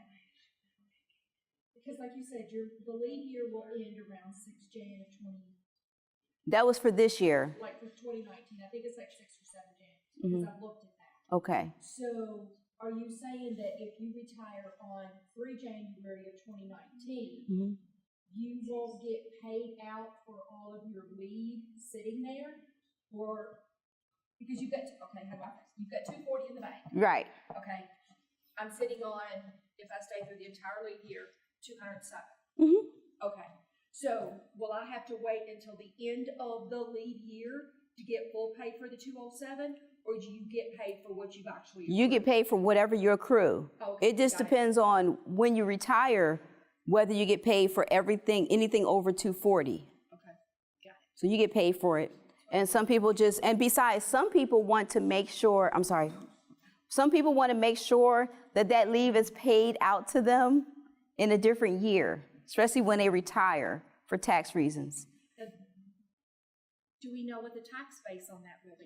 Between 28 to 34%. Really? So they'll tax it and give it back to you. Whatever your salary kind of is taxed on, that's basically the same. It's handled the same way your earnings are. Yes, sir. I just give you a say, if you're planning on doing that, you mentioned before, don't stay to the point that you are in a new leave year, because if you were saving your leave you earned during that year, You'll lose it. paid out, you'll lose it. Yes. And I'll talk about it later, but your your annual leave is paid out about a month after you retire. So you get your employee salary. Sometimes your annual leave and your salary is on the same check. Sometimes it's not, but you will receive it. Okay. So we're still talking about optional retirement. Okay, we did this slide already. We'll go to the next one. Voluntary Early Retirement Authority. Basically, the agency will let you know if this is an initiative that they're doing, that's going on. If you're eligible for retirement or close to being eligible, but don't quite meet all the requirements for retirement, then they'll offer you this as a way to retire early. So if you're age 50 with at least 20 years or more, then if they offer it to you, you can accept it if you wanted to. Or you have at any age with at least 25 years of service or more. Okay. Must be offered and approved by that installation. And if you were to accept it, say for the first example, age 50 with at least 20 years of service, because you would be under, or the person would be under the age 55, they would see a 2% penalty or 2% reduction for each year that they're under age 55, and it's permanent. But it is a way for them to retire early. And you cannot request a retirement unless it's something that's already been pre-approved for VERA. For DSR, discontinued service retirement, same requirements, age 50 with 20 years or any age with at least 25 years of service. Again, 5 years of that must be creditable under the retirement system. Some people might want to say, hey, I might just buy back my military retired time and use my 5 years or 7 years, as long as it's not 3, because then that would make them not eligible if they only had 3 years of covered under retirement, civilian retirement system. Must receive specific written notice of a proposed involuntary separation from the agency or installation, and of course the 2% reduction applies for those who are under the age of 55, each year under age 55. The annuity will start after separation. So this is an involuntary retirement. So you guys know any other retirement, optional, voluntary, then the best days is the last day of the month or first, second, third. But if the agency offered or informed you that there's going to be a DSR, then one thing that they won't do is penalize you for the date that they tell you you have to be retired and off the rolls.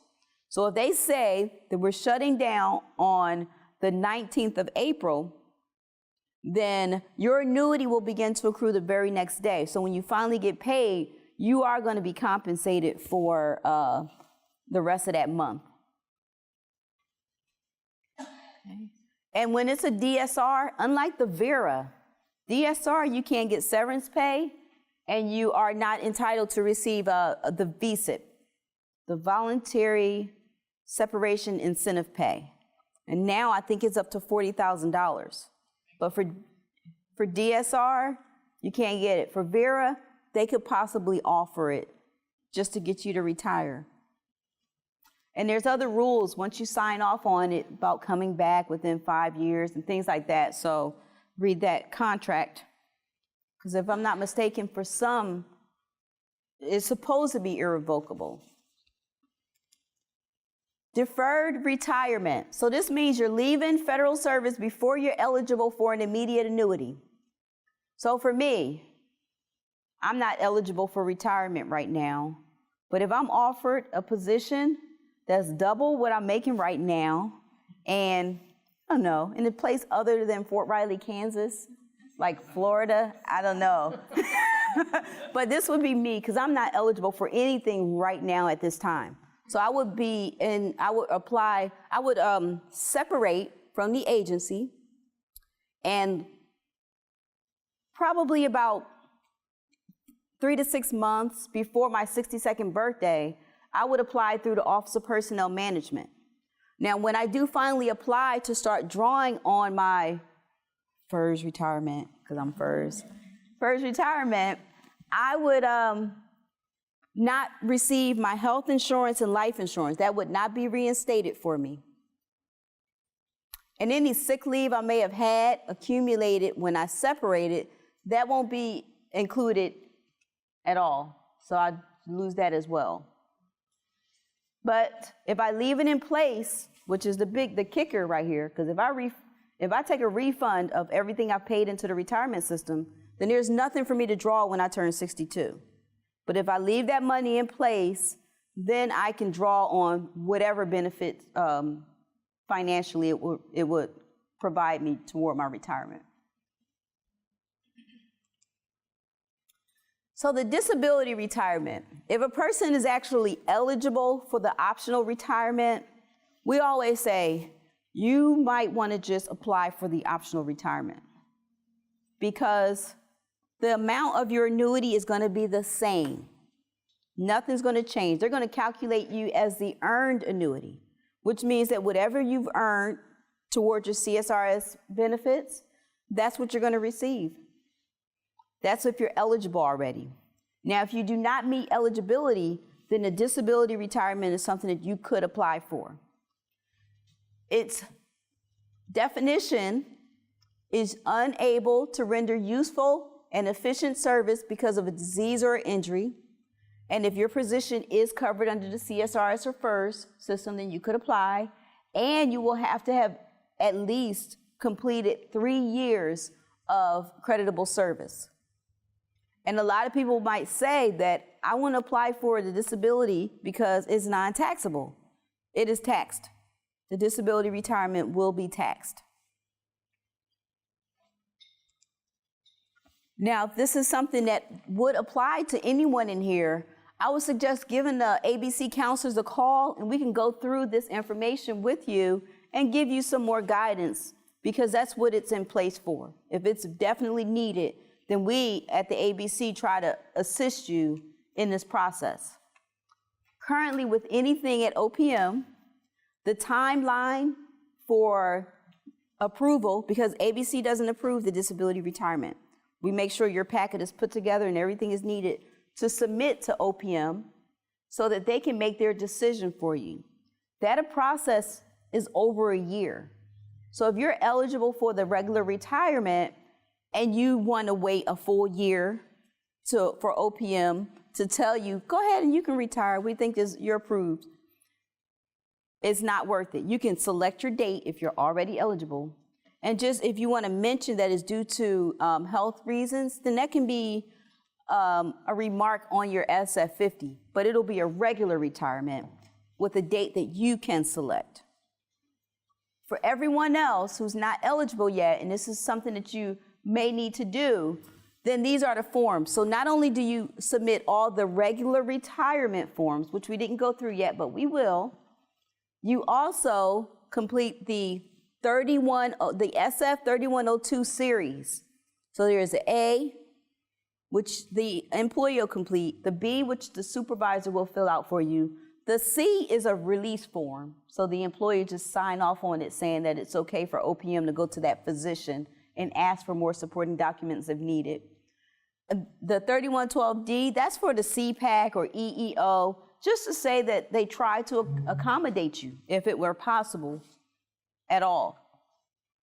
And then also, if you have any Social Security benefits, or if you, earned Social Security credits or anything like that, then you'll also have to apply for Social Security because, like for CSRS offset, there may be benefits that they are entitled to receive. There are benefits that they're entitled to receive from Social Security side. So it's like a combination. If they apply, they also have to apply for Social Security disability insurance. The phased retirement, we kind of touched on that. That is something where you kind of go part-time into, you're a part-time retired, and you're a part-time employee, and then maybe a year or whatever the contract is, 6 months to a year, you continue to kind of train and mentor the person taking over or leave that knowledge behind, and then you go into full retirement. Okay.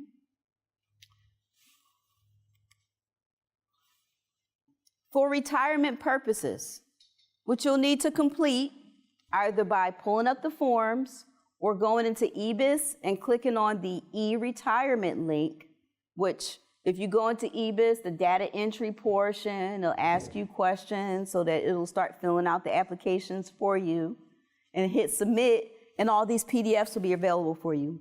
Or just go to the actual forms and start completing them that way.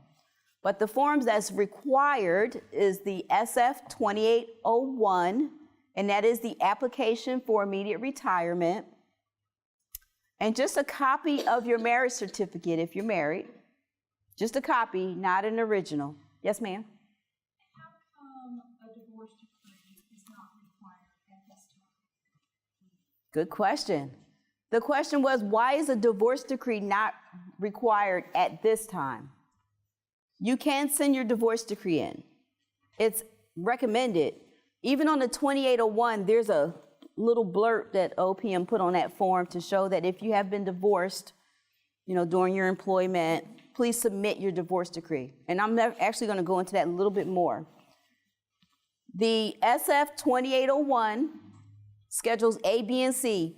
Basically, if you had any retired military service, or military retainer pay, or if you filed a claim through the Office of Workmen's Compensation. That's what that form is for. Some people it doesn't apply to. So not everybody's application is going to have that additional form there. Some of them will, because if it doesn't apply to them, they will fill out the top, sign the bottom, and most of it says NA, or just doesn't apply. At least we know you've acknowledged it and it's not something that applies to you. The SF 2801-2, that is the spousal consent form. Spousal consent for survivor election. If you plan to leave partial or no survivor benefit, then it's required that you have your spouse notarize the SF 2801-2. Please make sure that the dates that your spouse and the notary signs off are the same date, because of course, having a document notarized means that someone verified your signature there. And you want to make sure that the commission for the notary has not expired, because they will be returned. We will ask you to do another one. So the SF 2818, for those of you who have life insurance, you will have to submit this form. So if, for example, you decide you want to waive your life insurance going into retirement, you still want to send it, let OPM know. And everyone else, if you want to take the full amount in, if you want to do some reductions, that's where you're going to annotate it on this form here. And we're going to go into that a little bit more so that we'll make sure that it's done right the first time, or you can call with those questions and the counselor will walk you through that process. The W-4P and the state tax withholdings form. On our website, you will see the W-4P. You won't see state tax forms. So if it's something that applied to you, you can definitely go to the IRS.gov website to get that state tax form.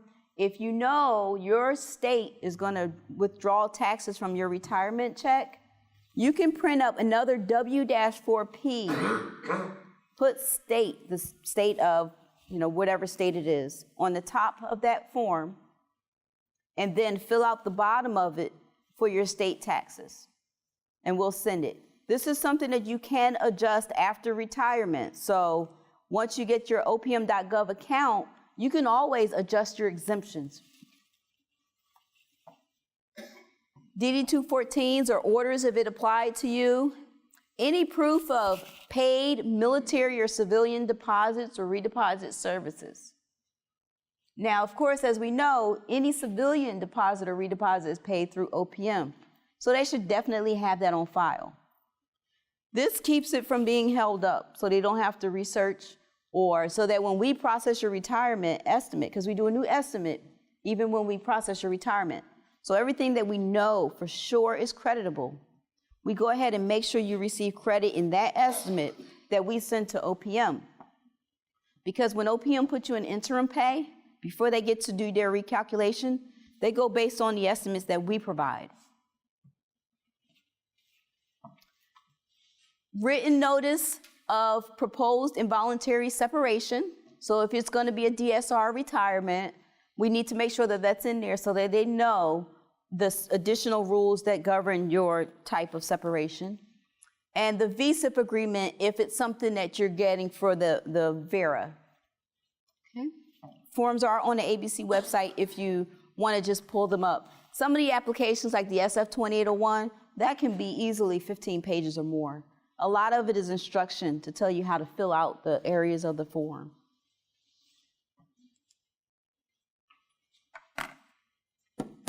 Is it that time again?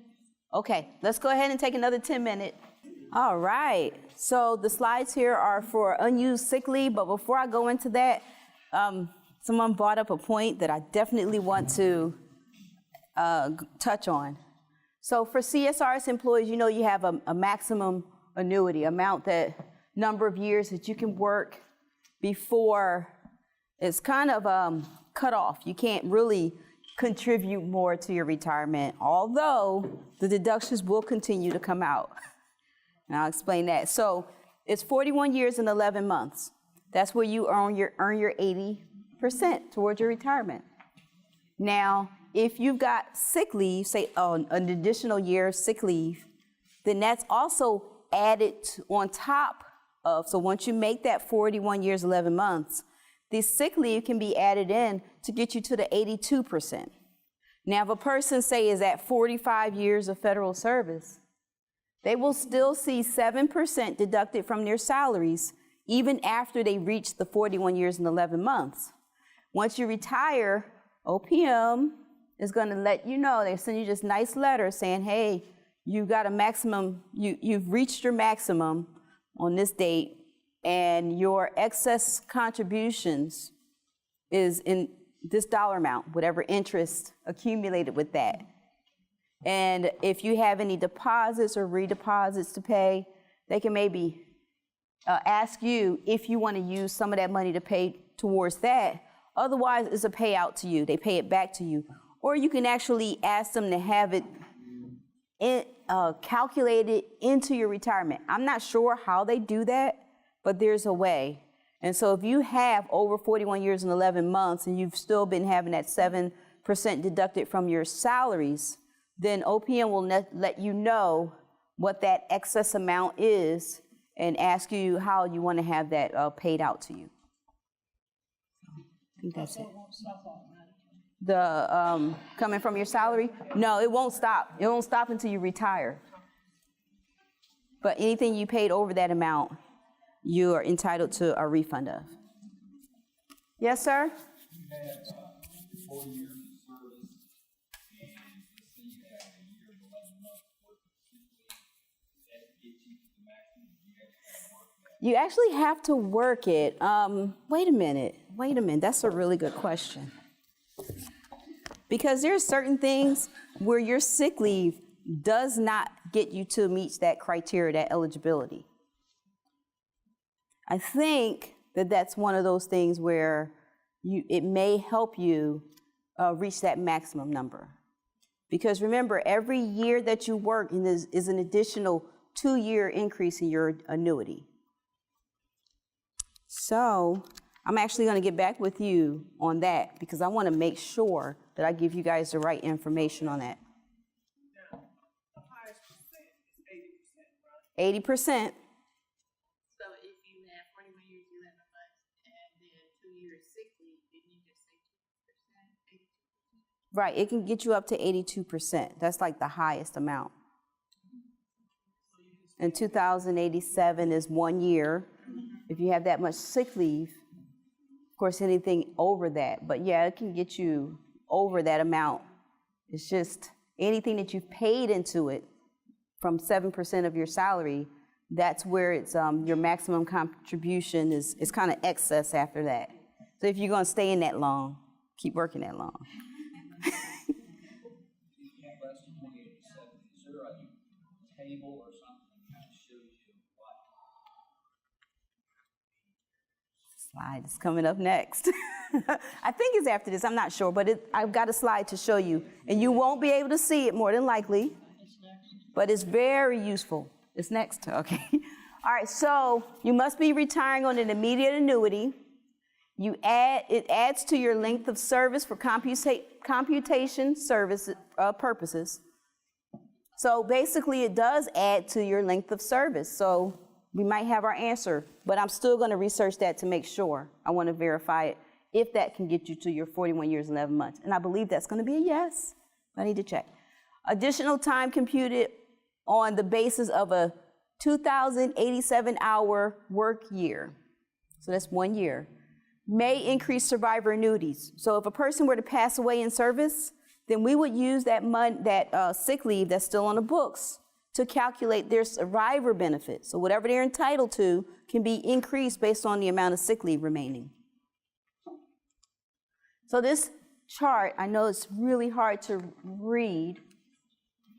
Now, we cannot project out. So if we get an estimate request from you and it's for a year later, like you say, okay, well, I'm requesting an estimate from ABC. I want my projection date to be December 31st of 2019. We can't project out what your sick leave might be then. We only use the sick leave that we can currently see during that pay period. So if a person has, say, 581 hours of unused sick leave, 581, then using this chart, you're going to go up to the next highest number. So for the purposes of calculating this person's sick leave, we're going to go up to the next highest, which is 586. Did I say 581? Mm-hmm. Okay, 581. And then the next highest is 586. And when we look up, we see that additional 3 months, and across is 11 days. So there's an additional 3 months and 11 days going to be calculated to this person's annuity. So whatever your length of service is, years, months, and dates, we also add in your sick leave based on years, months, and dates.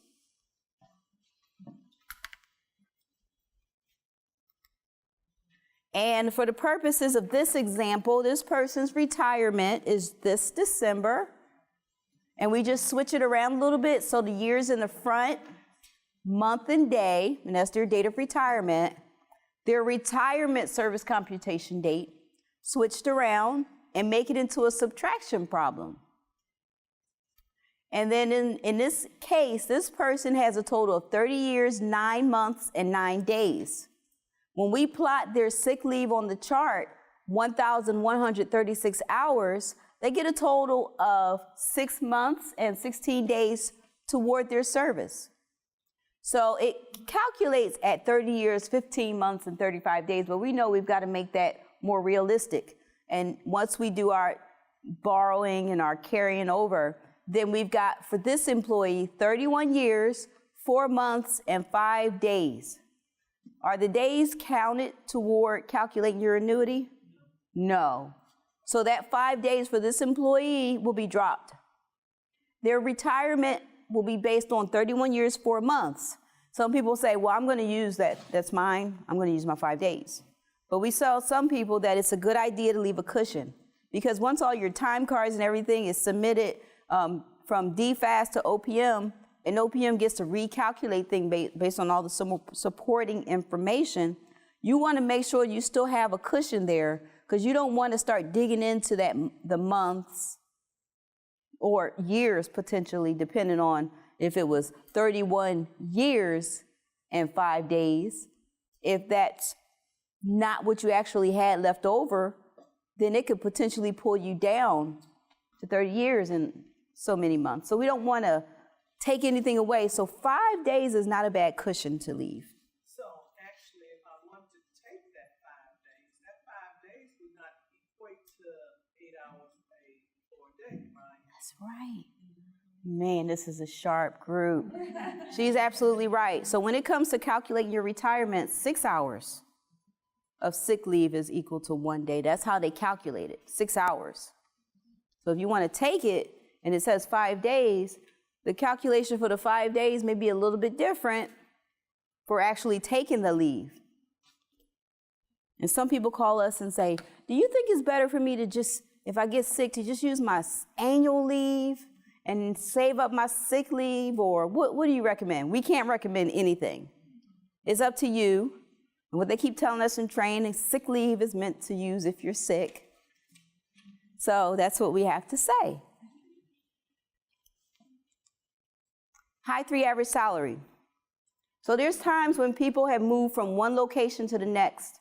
They may have had a higher salary because locality in a different area than they're currently in. So toward the end of the career, usually that's when your highest earnings are received. That's when you get the highest grade level, you earn more. But there are times when people earned more in their middle of their career, or a couple years back. We will go and look for the 3 consecutive years of the highest earnings. And that is what we will use towards your retirement, your high 3 average salary. And it's not necessarily a grade. It could be a lower grade, but depending on the locality, you could have earned more. So we definitely just like to let people know that it's something that we look for to make sure we maximize whatever your retirement amount's going to be. So this is the way your retirement is formulated. 1.5% times the high 3 average salary times the first 5 years of service. Then 1.75% times the high 3 average salary times the next 5 years of service. And then 2% times the high 3 average salary times the remaining 10 years or more of service. Anything over 10 years is calculated at 2%. And that includes your sick leave. So the sick leave is added in.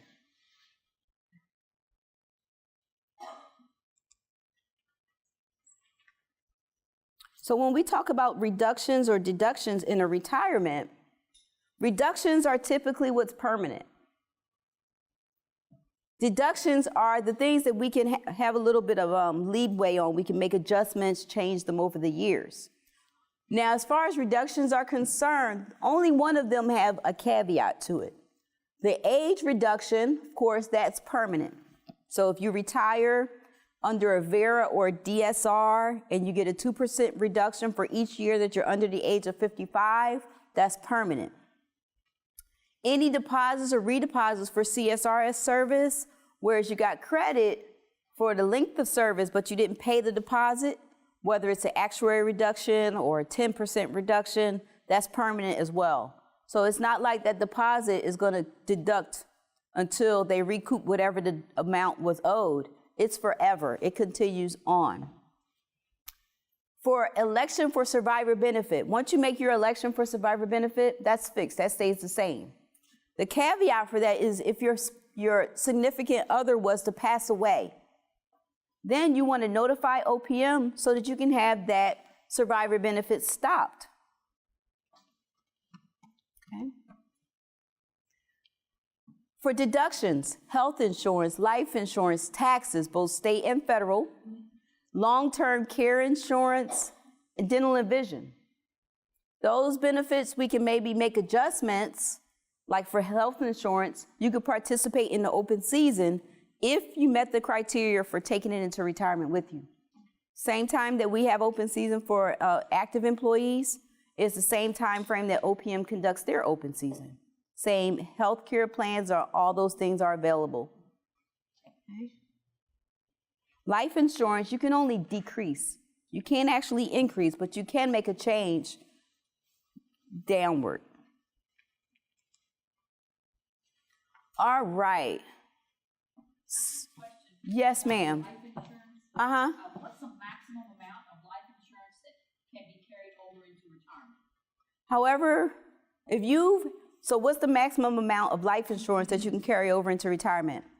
You can carry all that you're eligible to continue. So if you have maxed it out, basic, option A, option B, and C, 5 times option B, and you want to take it all into retirement, you can.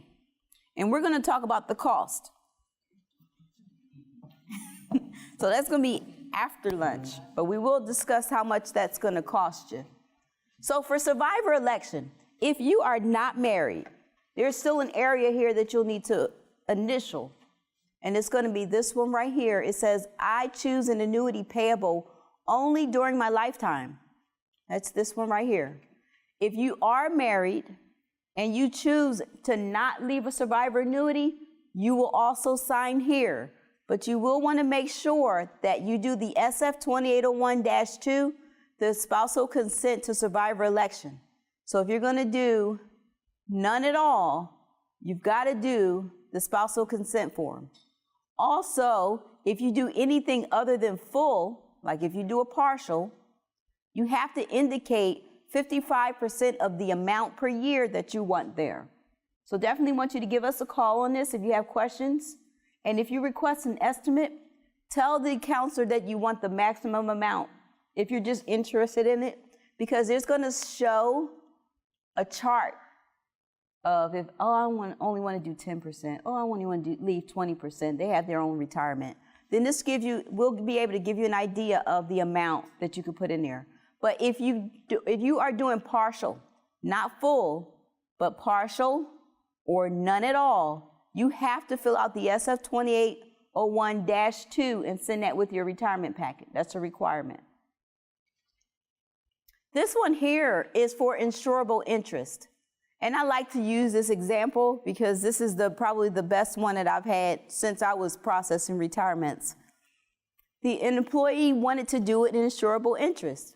And you guys that were in the class yesterday heard, I think he was about 55, and his girlfriend was about 42 or 3, something like that. And insurable interest, basically, if you are in a relationship and you got that age difference, not necessarily married, but have that age difference there, then you, the employee, will have to do a physical. And the amount of the survivor annuity for your significant other is going to be based on the age difference. So it can be quite pricey, but he definitely wanted to make sure that that benefit was left for his friend, his lady friend. And so when it comes to former spouses, this is where you'll initial. Now you definitely want to make sure you've got that marriage certificate either with your retirement packet or you have already sent it to OPM. And there's an address that I'm going to get to soon. Make sure that they have it on file, because if a person is entitled to a benefit and OPM knows that you've divorced and they don't have it, that's going to stop the processing of your retirement. If a person is not entitled to any portion of your retirement, you want them to know that as well, because the last thing you want is anybody trying to claim any benefits from your retirement, your hard-earned retirement. So calculating a partial annuity, this is like a math problem that you can use to try and decide how much you want to leave. And if you'll notice, this number right here is the number that they're going to put on this line right here. It's really weird. They don't just say how much. It's a math problem. Yes, ma'am. I have a question. You said former spouse. Mm-hmm. Are they entitled if you're remarried? It depends on your divorce decree, whatever was agreed upon. And of course, if anything changes, that's like going back to court to getting that, changed and adjusted. But whatever was agreed upon after, during the divorce proceedings, then that is what is on your divorce decree, and that's what OPM will honor. And if it has anything to do with your retirement money, then it's going to get paid out, whatever portion it's supposed to be.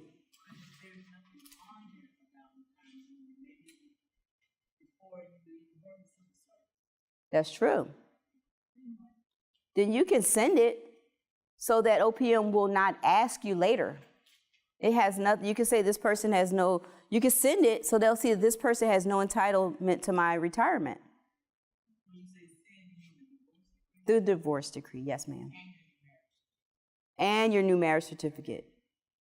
However many divorce decrees. I'm assuming the divorce decree's got to be notarized and everything. No, just a Xerox copy of a divorce decree.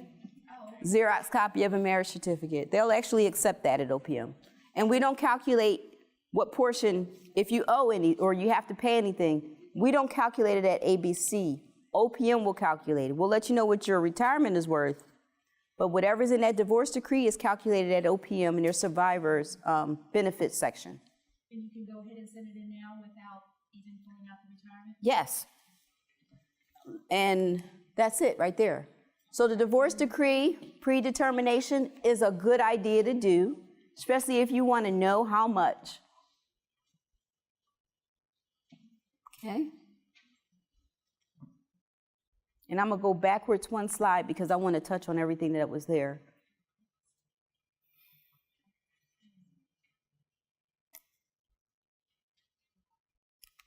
Okay, so if you want to kind of get a calculation of what your annuity would be if it's not going to be the full amount or none at all, then here's an example. You and your spouse agrees you want to leave them, the spouse, to receive $980 per month. You'll do $980 times 12, and this case is $11,760 divided by 0.55 or 55%. Equals $21,381.81 or 8.82. You want to put that on the line there. So even though that number is large, all you're actually leaving is the $980. I don't know why it's like that, but that's the way they do it. And in this case here, I'm sorry, down here it says round up, so you could just round it on up.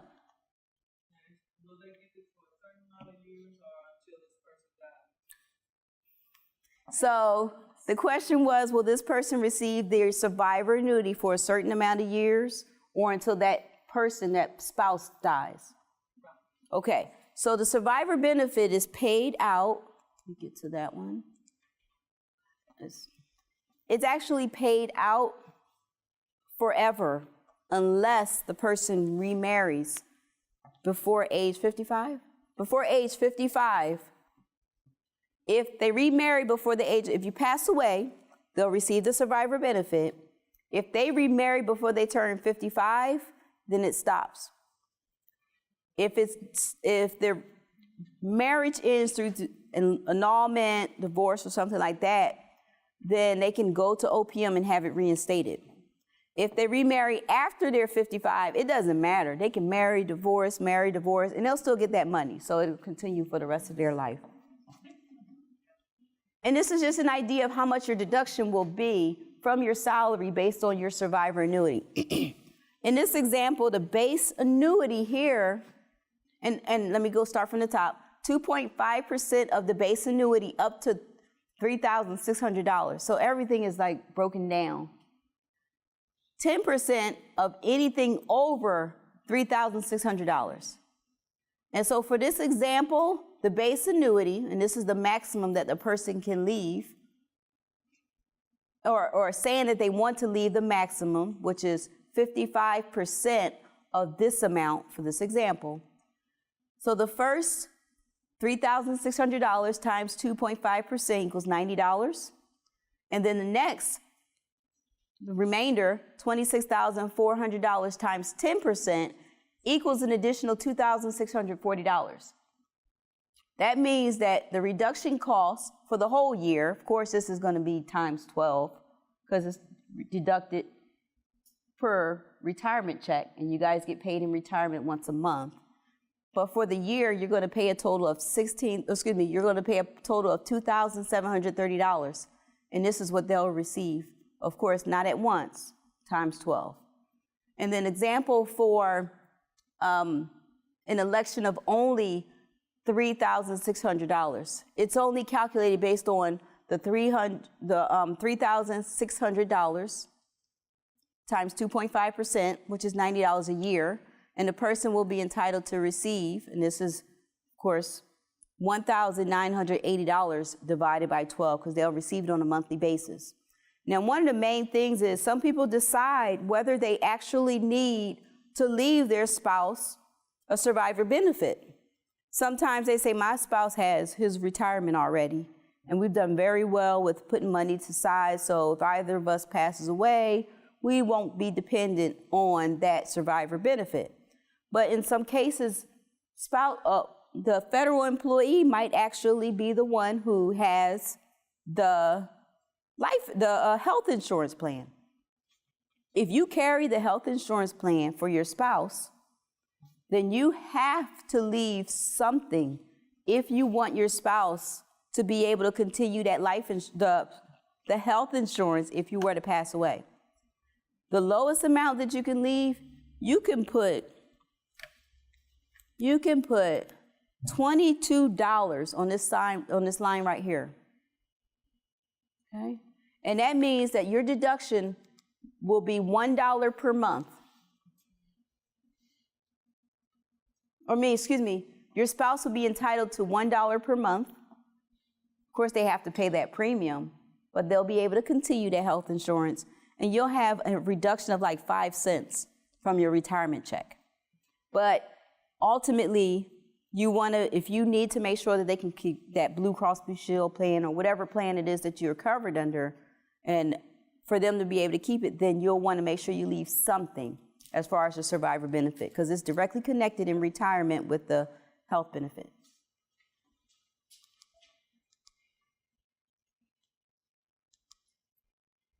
So if a person were to pass away in service, this is one of the other things that we process there at ABC.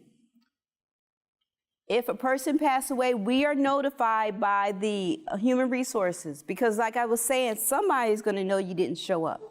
They're going to start looking for you.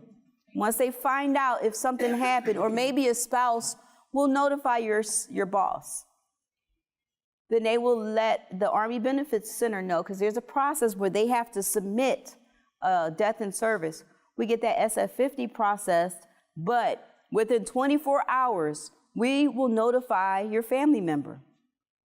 We look for your designation of beneficiary forms, and we notify whoever you have listed on that.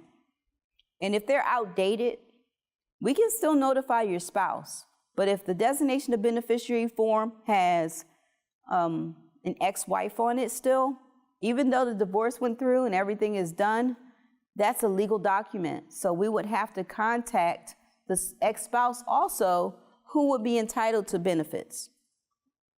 So please update those, because it's really hard for us to explain that we can't discuss dollar amounts with current spouses. And so definitely within 24 hours, we're notifying, unless that family member says, I don't want anyone to call me right now, I'm not ready. And then we just like to make sure that they give our direct number and phone number and name so that they can call us when they are ready. And we do check on them. We send them all the forms that they may be entitled to, so that we can try to make sure we maximize that part of it, because they'll have a lot of other things that they have to worry about. So as long as you've been married for at least 9 months and have at least 10 years of creditable service, then there's a spousal benefit, monthly benefit there.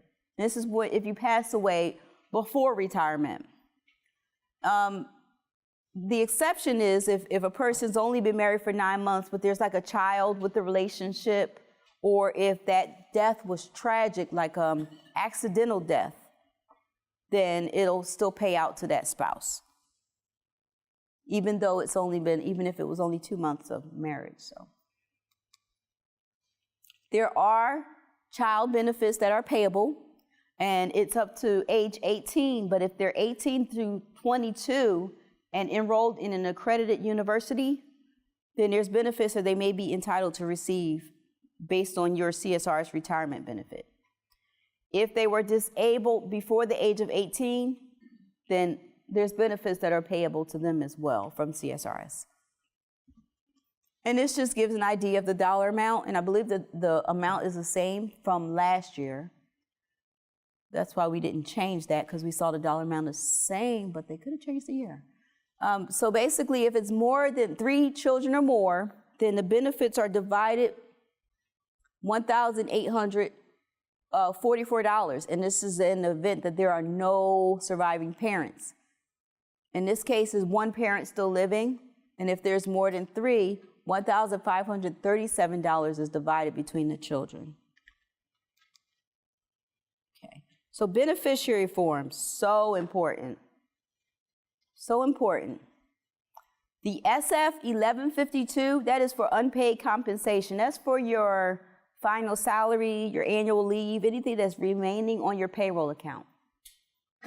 You can designate, if you want that to go to someone else, you can designate it that way.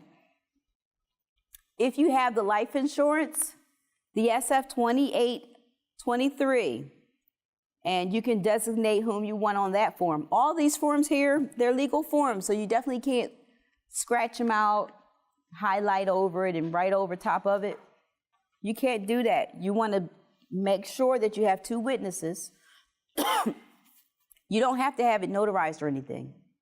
And when you submit it for uploading, well, before it's uploaded to your EOPF, because that's where it has to be on file for it to be valid, not in a desk drawer or anything or in a folder. It has to be on file in your EOPF.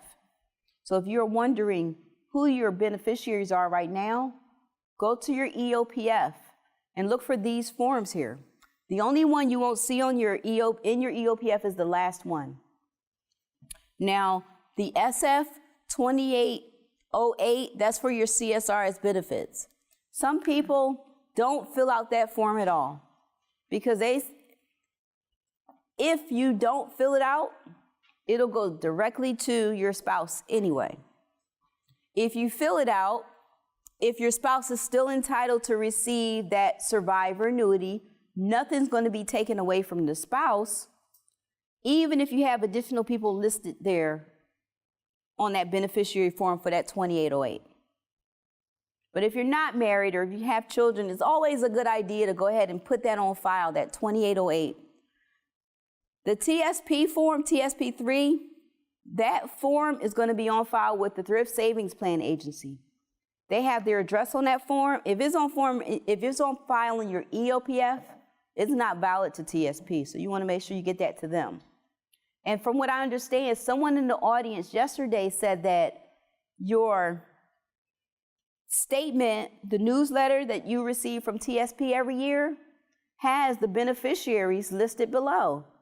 It's on that form there from TSP. I didn't realize that. And that's a good thing, because at least if you don't have any listed at all, then you'll know you want to get it updated or things have changed. I had a case where the employee filled this out and had 4 children. So it's 33% for one, 33% for one, 33% for the other, and 1% for the last child.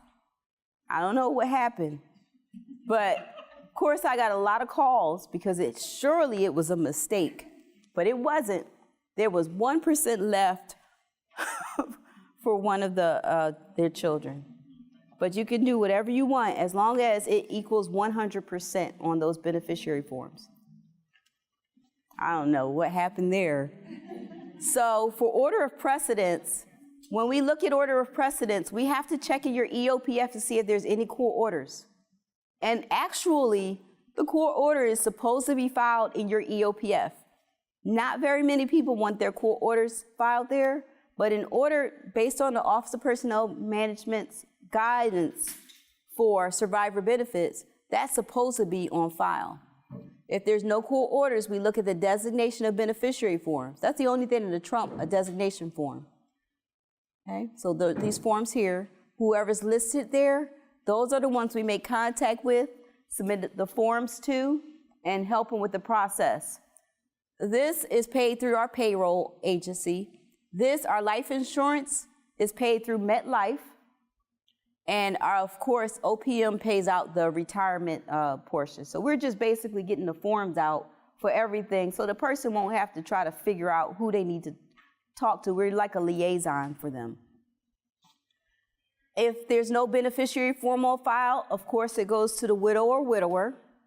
If there are no children on file, if there are no children at all, then it'll go to the parents. If the parents have also passed away, then it's the executor or administrator of the estate, which means basically someone has to file to be executor of your estate. Now, there's times when someone will file it as executor, but there is a beneficiary form on file. This can go to this can have one person listed and a whole nother person can file as an executor. This person is not going to get any payouts from any of these if they're not actually listed here as the beneficiary.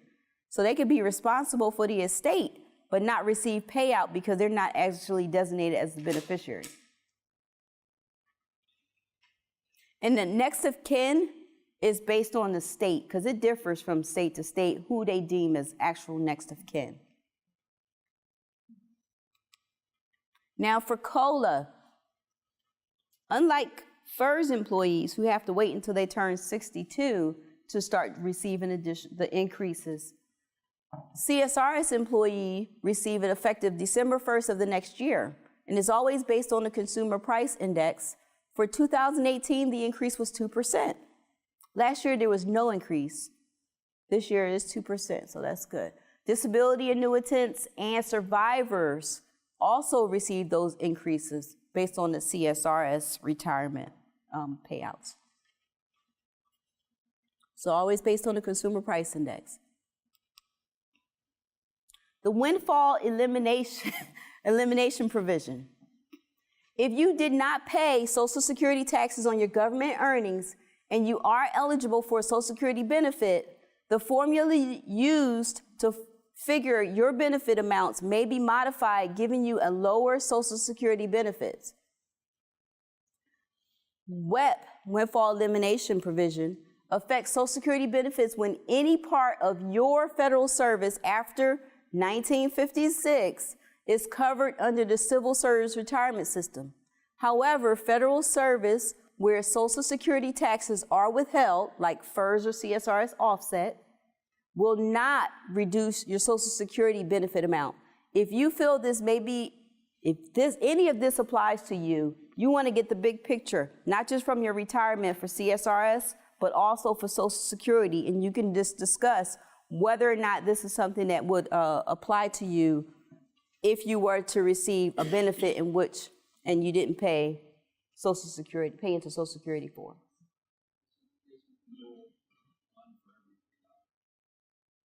That is the rule.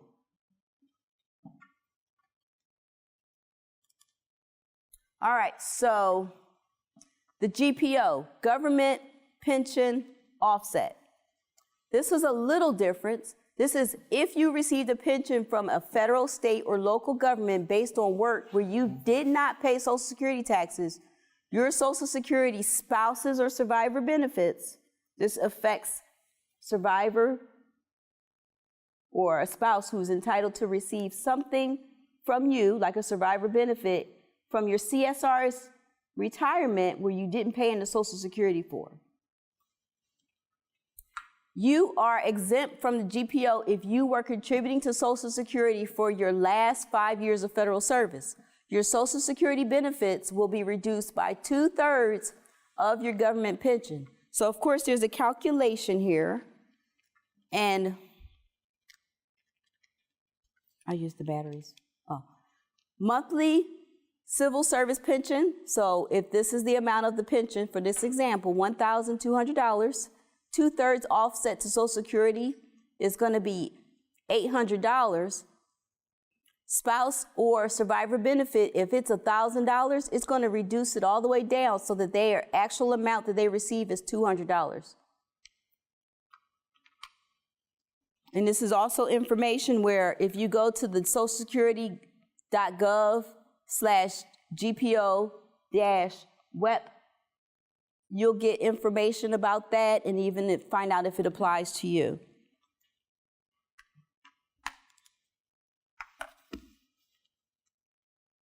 All right.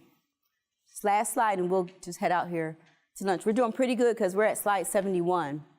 So for NAF, if nobody in here said that they were NAF, correct? Or have ever been like worked at a AFES or at the rec center early on in their career? Okay.